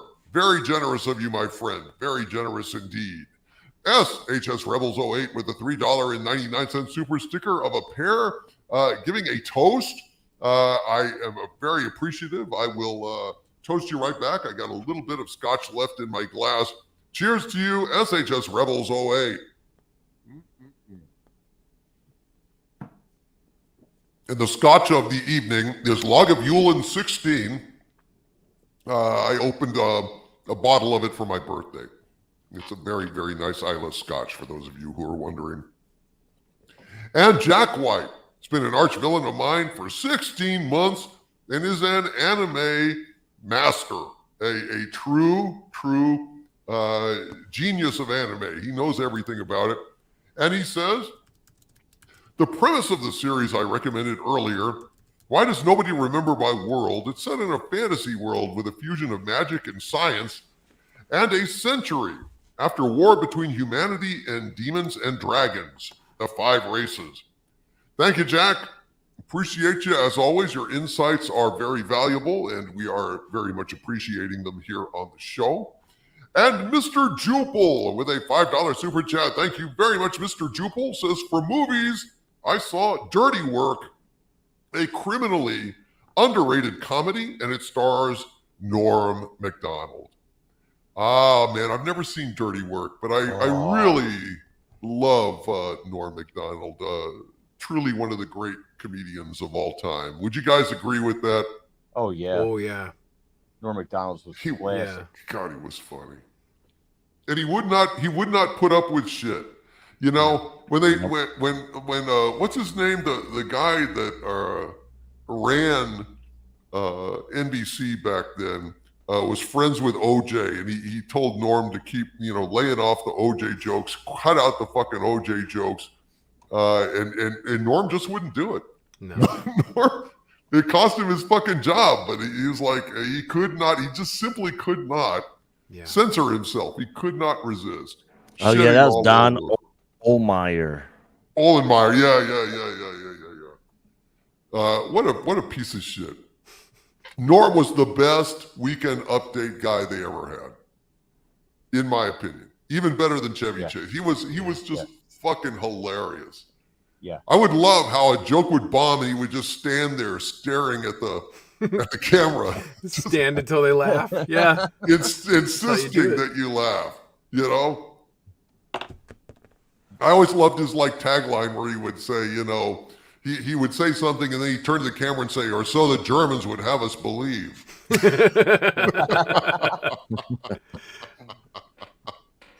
Oh, God bless you. God bless you, Norm Macdonald. He was one of the funniest guys in the world. Honestly, he was just a unique voice. Him, Gilbert Gottfried,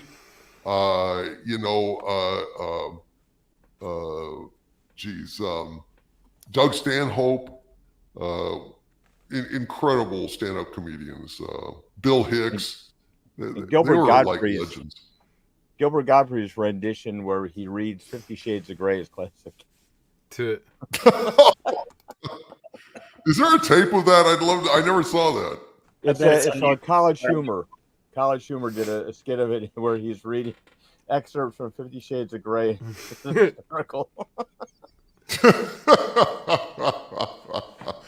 Gilbert Gottfried. I swear. He embraced my inner goddess.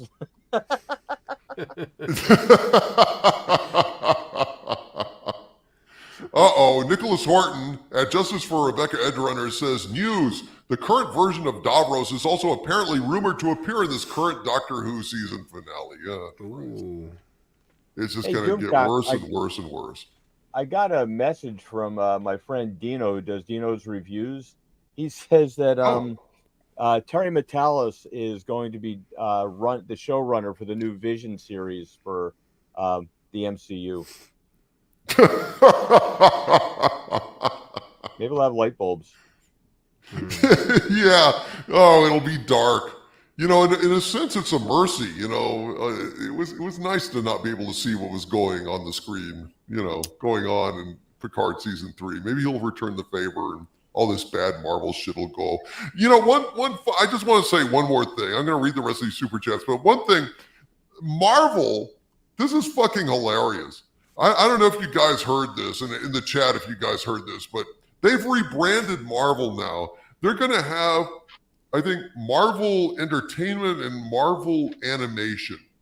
And basically, this is Iger saying, I think that this will help the audience because a lot of them think that they have to see every single Marvel thing that comes out. And this makes it clear that they can jump in, that the waters are friendly anywhere that they want to jump. By branding two separate divisions of Marvel Entertainment and Marvel Animation, really? These dumb fucks. I swear to God, I couldn't believe when I heard this. Because it's like, dude, that's not the problem. That's not the problem with Marvel. The problem with Marvel is you cut their fucking balls off and threw them away. Then it's the MC fucking you, dude. And that the writing is shit. It's just a goddamn complete and total waste of fucking time. And you could brand it fucking Tiffany. You could brand it Stan Lee's, Marvel. You do whatever the fuck. The branding is not the fucking problem. The problem is that it's woke and it's garbage and it has no balls. Jeez. I couldn't believe it's like, what the fuck is this? I mean, that's not going to help anything. It blew my fucking mind. I'm sorry to rant, but it's the sheer stupidity of these corporate soulless idiots. It's not the branding, it's the content. Christ. How could they not know this?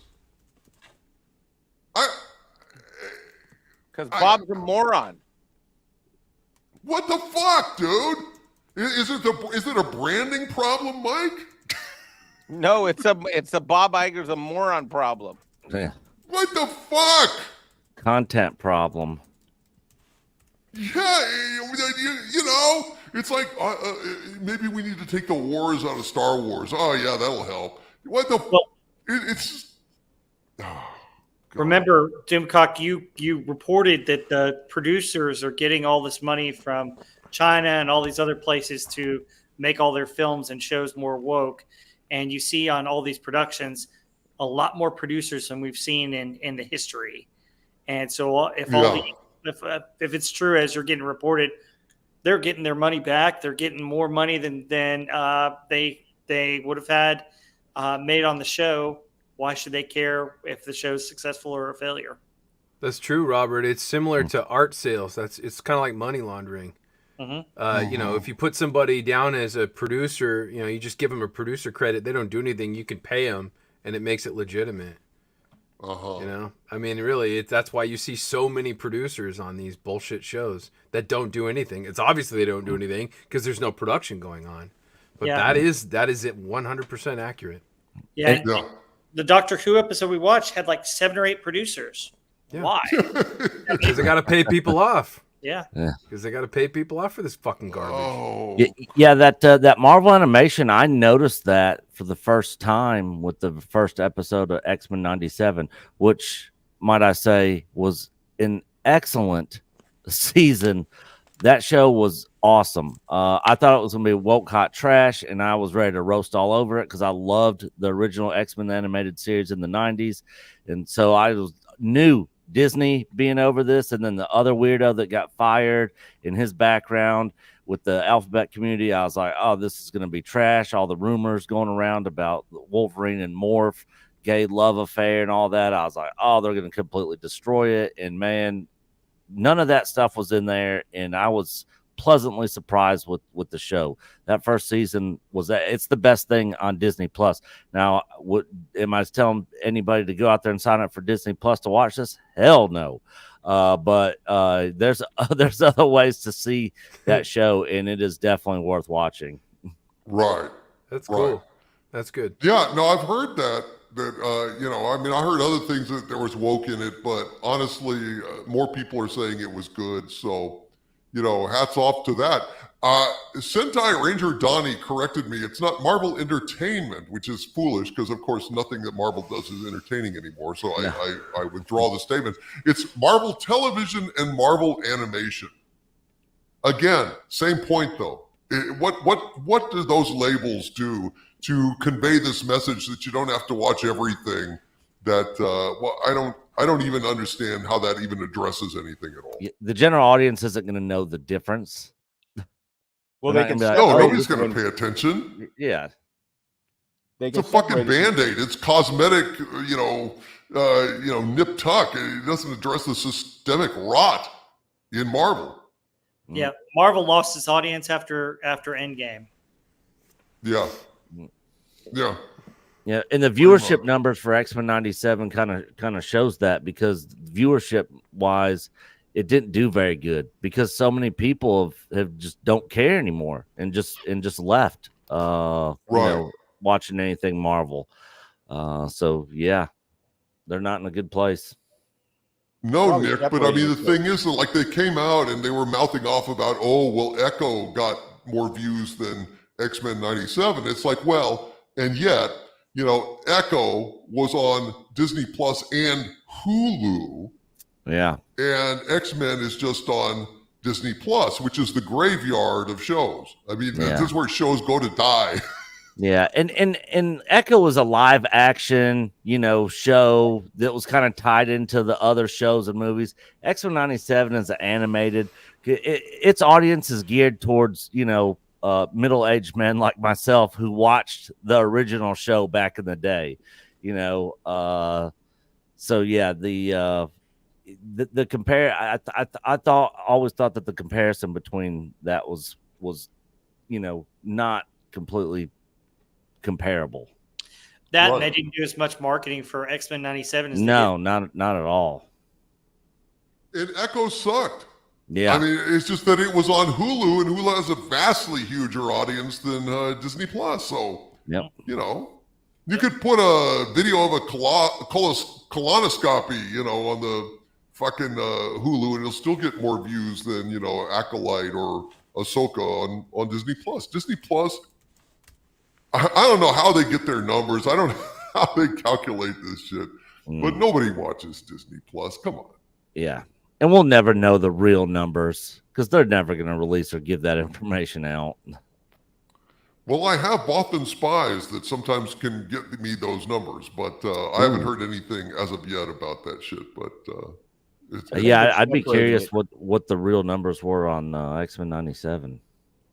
I think they're separating it so they can, if one loses money, they can kind of say it's not all bunched in at once, like everything's losing money. They can kind of like make it look like it's not as bad. Like this lost money and this lost money, but you put them together, it really looks bad. But like this way, they have categories. I mean, because X-Men 97, everybody's saying that it's enjoyable, that has seen the original, but it's not bringing in the numbers. So that's telling you that there's a serious problem where they've damaged the brand, and people just have tuned out and they've moved on to other things. Holy shit. I just got a super chat from our friend Sean Carter, a $10 super chat, and this is scary. He says, "Hey all, not sure it was talked about, but a tornado came through my town. Had to take shelter in a freezer as it tore the business around the store apart. Lots of damage here, but the family is safe." Wow. Glad to hear you're okay, Sean. Yeah. For you, Sean, your family. Wow. Yeah. What were you saying, Nick? I was saying big shout out to Sean Carter. He actually just made coaching myself R2 and R5D4 model kits that just showed up in the mail that was waiting on me here when I got back from my nephew's graduation, and they look phenomenal. I'm going to be showing them off on our live stream tomorrow night. Actually, he's superb. Yeah, he left a nice letter in there and everything. So yeah, big shout out to Sean, and glad to hear that you guys are safe.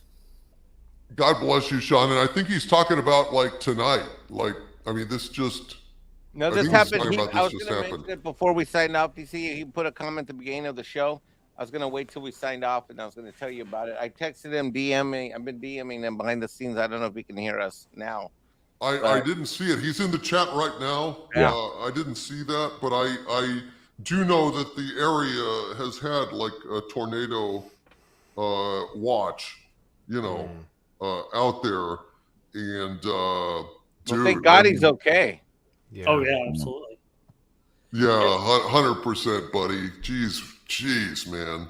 The weather is insane these days. It's just fucking awful. And Matthew Marcillo says the poor Midwest has been brutally slammed by storms in the past month. Yeah. It's I thank God Sean is okay. Thank God his family's okay. Gee whiz, dude. Yeah, and all those storms are heading my way. They'll be here. They'll be here late tonight, early tomorrow morning. Oh, dude. Well, stay safe, buddy. Yeah. Tornadoes even hit Houston, which tornadoes usually don't go that far south into Houston. Yeah. So. Yeah. It's scary times, folks. Scary time. Grand Potato with a $4.99 super chat. Oh, Sean Carter is saying it was something. Cars overturned.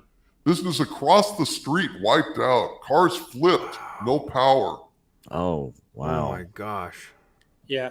And this is not Iowa. This is Texas, folks. Yeah, This yeah. is Texas, Louisiana, Arkansas, South Arkansas, North Louisiana. They're getting slammed right now.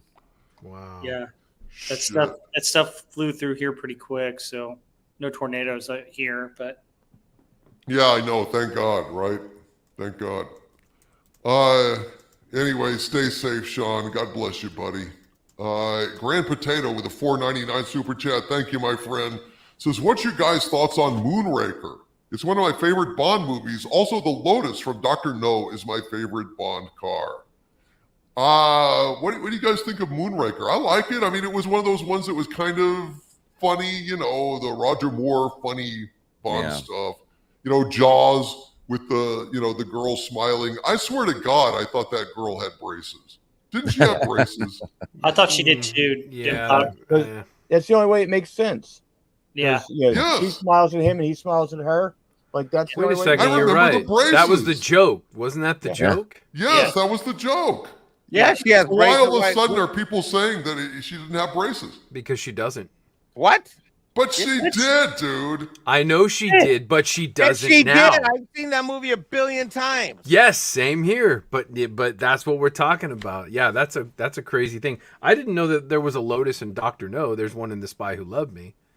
But not Yeah, I don't think there's a Dr. Lotus No. in Dr. I think he's Grand Potato. That was in a different one. Wasn't the Lotus like the car that also could turn into the The sub? submarine, yeah. Yeah, that was The Spy Who Loved Me. That was a film before. Yeah, Elon Musk owns Right. that car now. That very same car. Lucky I know. bastard. I know, prick.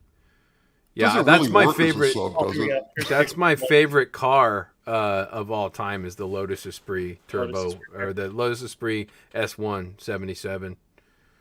Dude, It's the greatest, The man. Lotus. I love that what's chase that? scene too. I've got a picture of the Lotus on this. Yeah. Oh, I love there, that. There we go. Let me see. I love the chase Oh yeah, scene. look at it. That's the one from For Your Beautiful. Eyes Only. That's the turbo. The one from The Spy Who Loved Me is the 77. The other one is the submarine. And the But yeah. Appa family says Dr. No is my personal favorite Bond film in the chat. Mine as well. I really love the original Dr. No, but the Lotus is beautiful. And I guess, so are we agreed that it was like in The Spy Who Loved Me? Yeah. Yeah. Fantastic stuff.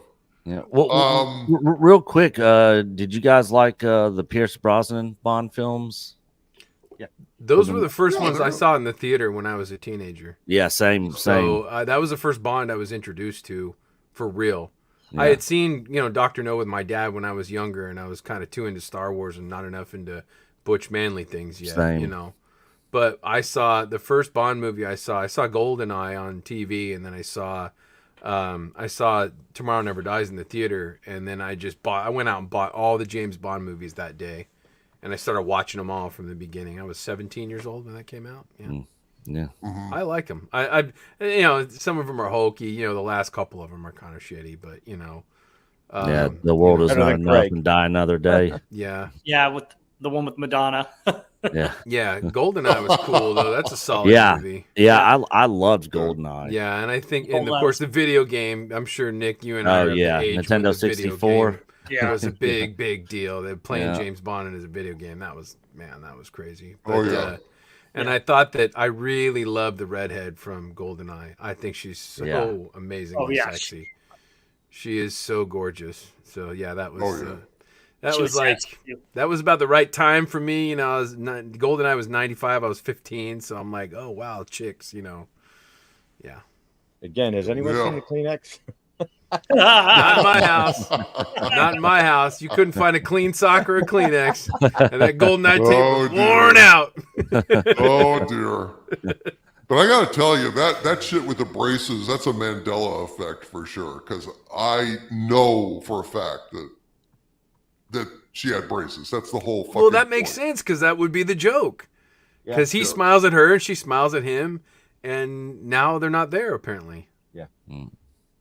What the fuck? I don't know, dude. Yeah, I'm looking at pictures of it now, and I'm not seeing her braces. I'm like, what? I'm telling you, no one can find photos of her with braces. Nobody.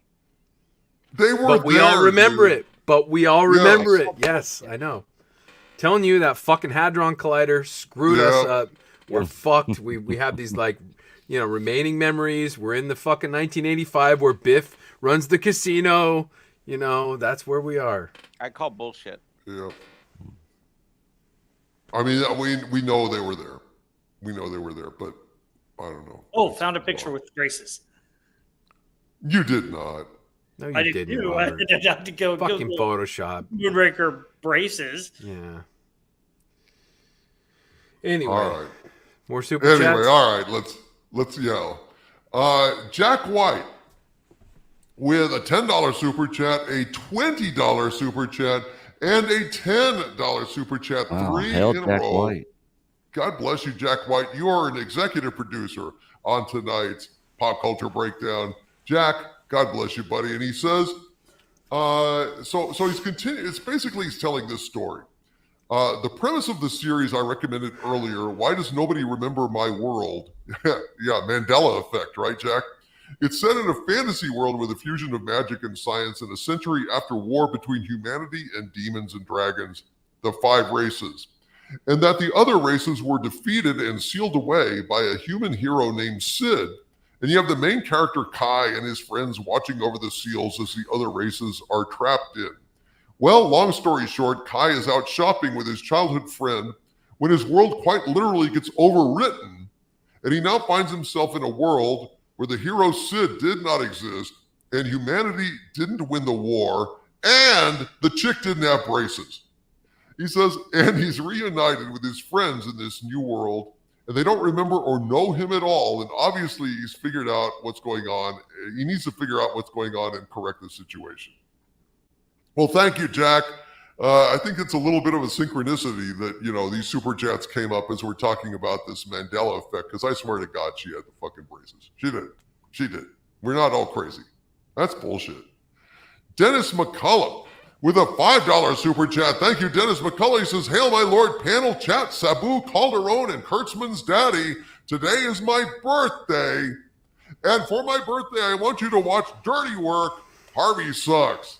Happy birthday, Dennis McCullough. Everybody wish Dennis McCullough happy birthday. Yay. Happy birthday. Happy birthday, Well, Dennis. Birthday. All right, dude. For your birthday request, I will watch Dirty Work. Thank you, Dennis McCullough. Happy damn birthday, brother. You deserve it, man. I hope you get spoiled. And everybody put a DM in the chat for Dennis McCullough, just to let him know you guys in the chat support him. Thank you, Dennis McCullough, and happy birthday, buddy. And the Guardian of Azarath with a £5 super chat.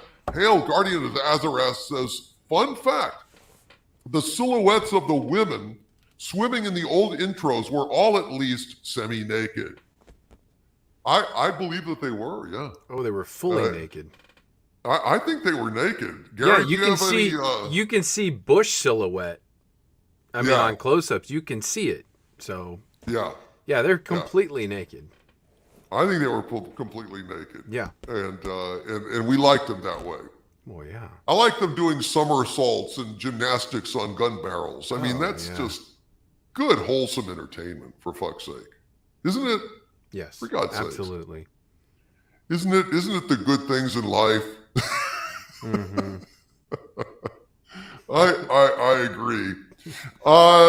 Sadukar 7th Legion with a £10 super chat. Hail to Sadukar 7th Legion, and thank you, all of you Brits, Guardian of Azarath, Sadukar 7th Legion, Nicholas Horton. Thanks to all the Brits out there for staying up late for Pop Culture Breakdown. And he says, thank you, Sadukar. What is your opinion on Tennant being a big part of reviving Doctor Who? Not as good as Eccleston, in my opinion, but how he has disgraced the lore, promoted the crap. He was one of my favorite doctors, but now bottom. Sadukar, 7th Legion, I agree entirely. I lost massive amount of respect for David Tennant.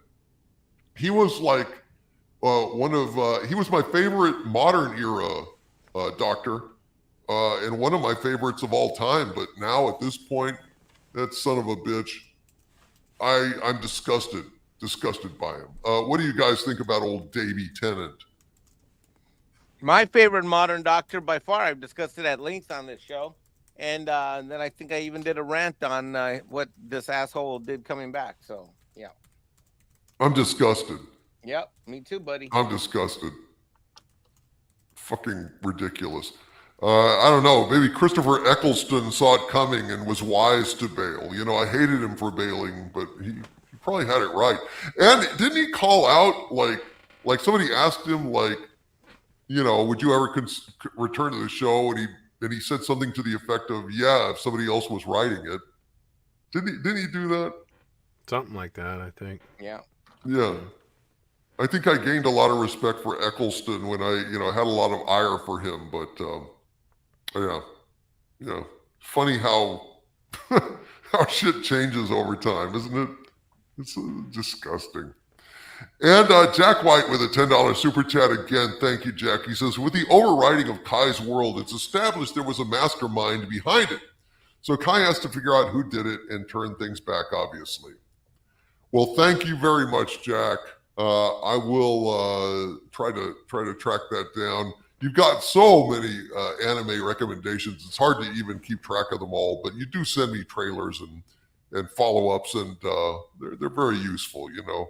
As soon as I have some time, I will go to them and act accordingly. Thank you, Jack White. And hail to Sadukar 7th Legion. And Rancor Steve is out there in the chat saying, howdy, everyone. Hope you're all having a good week. Well, at least he stopped texting you, Gary, during the show. He didn't stop. He's always texting me, well, look at this, look at that. I'm like, dude, I'm busy. He can't stop annoying me. This is what he does. Hail to Rancor Steve. Well, it's great to see you, buddy. Thank you. Rancor has time for texting, but doesn't have time to be on the show. That's how go to work or be at work. This is what he does. He's on his phone at work. He's on his phone at work? Yeah, man. This is what I pay him for. What is he, a teenage girl? Possibly. You've seen him in the shorts. Oh, dear. Well, God bless you, Rancor Steve. I can't testify to what Gary's saying about your work situation. I take it with a grain of salt, but it is amusing. No, he's very good at what he does. He's very good at what he does, all jokes aside. And Mr. Jupel gifted 5 Overlord DVD memberships to this channel. Hail to you, brother. Mr. Jupel, you are awesome. All right, folks. Well, I guess let's go ahead and plug away. Gary, anything you would like to plug? Yes, Robert Wright and myself and Andy Masterson and I believe Nick are going to be at the Dallas Fan Expo on June 7th, 8th, and or 9th. So if you guys are in the area, come by and say hi to us because we'd love to say hey, and hopefully we'll see you there. Hail to the chat, hail to the wrenches. We know that you have a choice where you can be every Wednesday night, and you choose to be with us because you're just as crazy as we are. We love you very much. Stay angry, and we'll see you next week, kids. Thank you very much, Gary, Ambrosia, and Robert Wright. Go ahead and plug away, buddy. Yes, I've got a channel, Rob Wright's Gen X Pop Culture, and if you didn't catch my live show last Sunday night, Doomcock graced us with his presence as we discussed this top 40 songs in 1983. Still working on, I don't know if I'm going to do another live show with the top movies of 1984, but that's coming up. Stay tuned to my channel. And also, come back here on Friday Night Frolics. We have a lot of fun. It's a great way to start the weekend. Doomcock sings some amazing songs. Harvey tells some incredibly bad jokes. And we have a lot of fun in the chat. It's right here, Friday Night Frolics, 7:30 Central Time, right here on Doomcock's channel. All right. Mexican Iron Man, please plug away, my friend. I want to plug your memberships and tell everybody that if you've gotten gifted a membership or you are a member, if you certainly upgrade to the higher tiers, you can be invited to live stream in a private member stream with Doomcock. And it's a lot of fun. Scheduling permitting, I am sometimes able to do those. I used to do them all the time, but they're a blast. So if you enjoy watching the show and you want a little bit more direct access to the boss man, your future overlord, and that's what I say. Since he's gonna be your future ruler of Earth anyways, might as well get to know him now. So renew your membership if you got gifted, upgrade, and get to know your overlord, because who knows, there just might be a place on the planet for you after Harvey gets his work done. Thank you, Mike. And in fact, I'm having one of those exclusive live streams tomorrow at 4 o'clock for my arch villains at 4 o'clock Central, 2 o'clock Pacific. So hope all of my arch villains can show up, and we're just going to chat and drink and have a little fun. Thank you, Mike. That was very kind of you, sir. Arch villain, you need to be at the arch villain level. That's where you get the invite to come on. So membership has its privileges, and access to our overlord is one of them. Thank you, my friend. Andy Masterson, go ahead and plug away, Andy. I would like to thank everyone for being here tonight. I would like to thank all the little people. Sorry, Steve. Sally Field. You like me. You really like me. Anyway, thank you all for being here tonight. We will be doing another movie we love next week. Hopefully, there'll be actually some news coming up that we can talk about, other than like the slow decline of Disney. I think it's going to be Memorial Day weekend's coming up this weekend, and I think it's going to be a record bomb for the box office. So we could probably talk about some of that. I don't think there's anything that's really coming out that's going to have anybody excited, even the swamp dwellers in Hollywood. But anyway, thank you for joining us, and we'll catch you next week. Thank you very much, Andy. Nick of Echo Base Network, Disney Star Wars Sucks, formerly a Disney Channel. Plug away, buddy. Yep. Tomorrow night, 7 o'clock Central, our weekly live stream on Echo Base Network. Then Friday afternoon, you can catch me, Mexican Iron Man, Stone Loki, and John F. Trent on EBN Cast at 2 o'clock Central Time. And like Gary said, June 7th, 8th, and 9th, mainly 7th and 8th, in Dallas, Texas at the Fan Expo. I will be there. It's going to be good times. So if you guys are in the area and want to come out and hang out and say hi, we'll be there. All right. Thank you very much, Nick. And a few more super chats came in real fast. TLJ Screwjob with a $5 super chat. Thank you, brother. He says, today is also my birthday, and I want you guys to watch good movies for once. Oh, wait. You guys do that every week. Well, happy birthday to TLJ Screwjob. Woo! Happy birthday, my friend. Everybody put a TLJ in the chat for TLJ Screwjob. It is his birthday. God bless. And Dennis McCullough with a $5 super chat. Thank you again, Dennis. He says, I noticed the woke in X-Men, but I am certain the director for X-Men 97 got fired because he made a good series by cutting back on the woke. I would not be surprised, man. I'll watch it eventually. I don't have Disney Plus, so yeah. I got all 10 episodes, DC. I can send them to you. It's worth watching. It's very well done. Like knowing what I know about the showrunner, I'm surprised there wasn't a bunch of the woke, crap in there. Is it a perfect show? No. I got a couple some small nitpick issues with it, a couple things that I didn't really care for, but overall, man, I thought it was very well done. Nice, dude. Well, sounds good, man. Did they still use the same theme song? Oh yeah, yes. It's good. And the cool thing about it is the intro changes throughout the season. So I always watch the intro, but it's not the same intro every time. The season goes on, they add new people and new clips and scenes and stuff in the intro. So yeah, if you guys check it out, definitely watch the intro every single time. Best intro song ever. It really is. Yeah, it is. Absolutely. I thought it was so good they should have used it for the X-Men movies. Don't you think? Oh yeah. Absolutely. God, it was so good. Can you imagine a fully orchestrated, it would have been awesome version of that song? It would have been shit. Beyond compare, folks. Beyond compare. All right. Well, it looks like that's it for us on Pop Culture Breakdown this week. I want to thank my panel of pop culture pundits and everyone out there in the chat, and all of my wrenches doing such an amazing job. God bless you. Sean, glad you're safe, buddy. Love you, man, and glad that damn storm didn't get you, buddy. I'm really glad. Jeez. And we will see you hopefully Friday night for Friday Night Frolics, and back here next Wednesday for Pop Culture Breakdown, when we will cover the highs and lows of the week in pop culture. Plus, holy shit, we've got Acolyte coming up sooner rather than later. Yeah, less and than 2 weeks. Look, and there we have Sabu, a little Sabu, and we have one of Harvey's kids. Alleged kids. Fuck you, Andy. Well, I at least thank you for saying alleged, because it really pissed me off.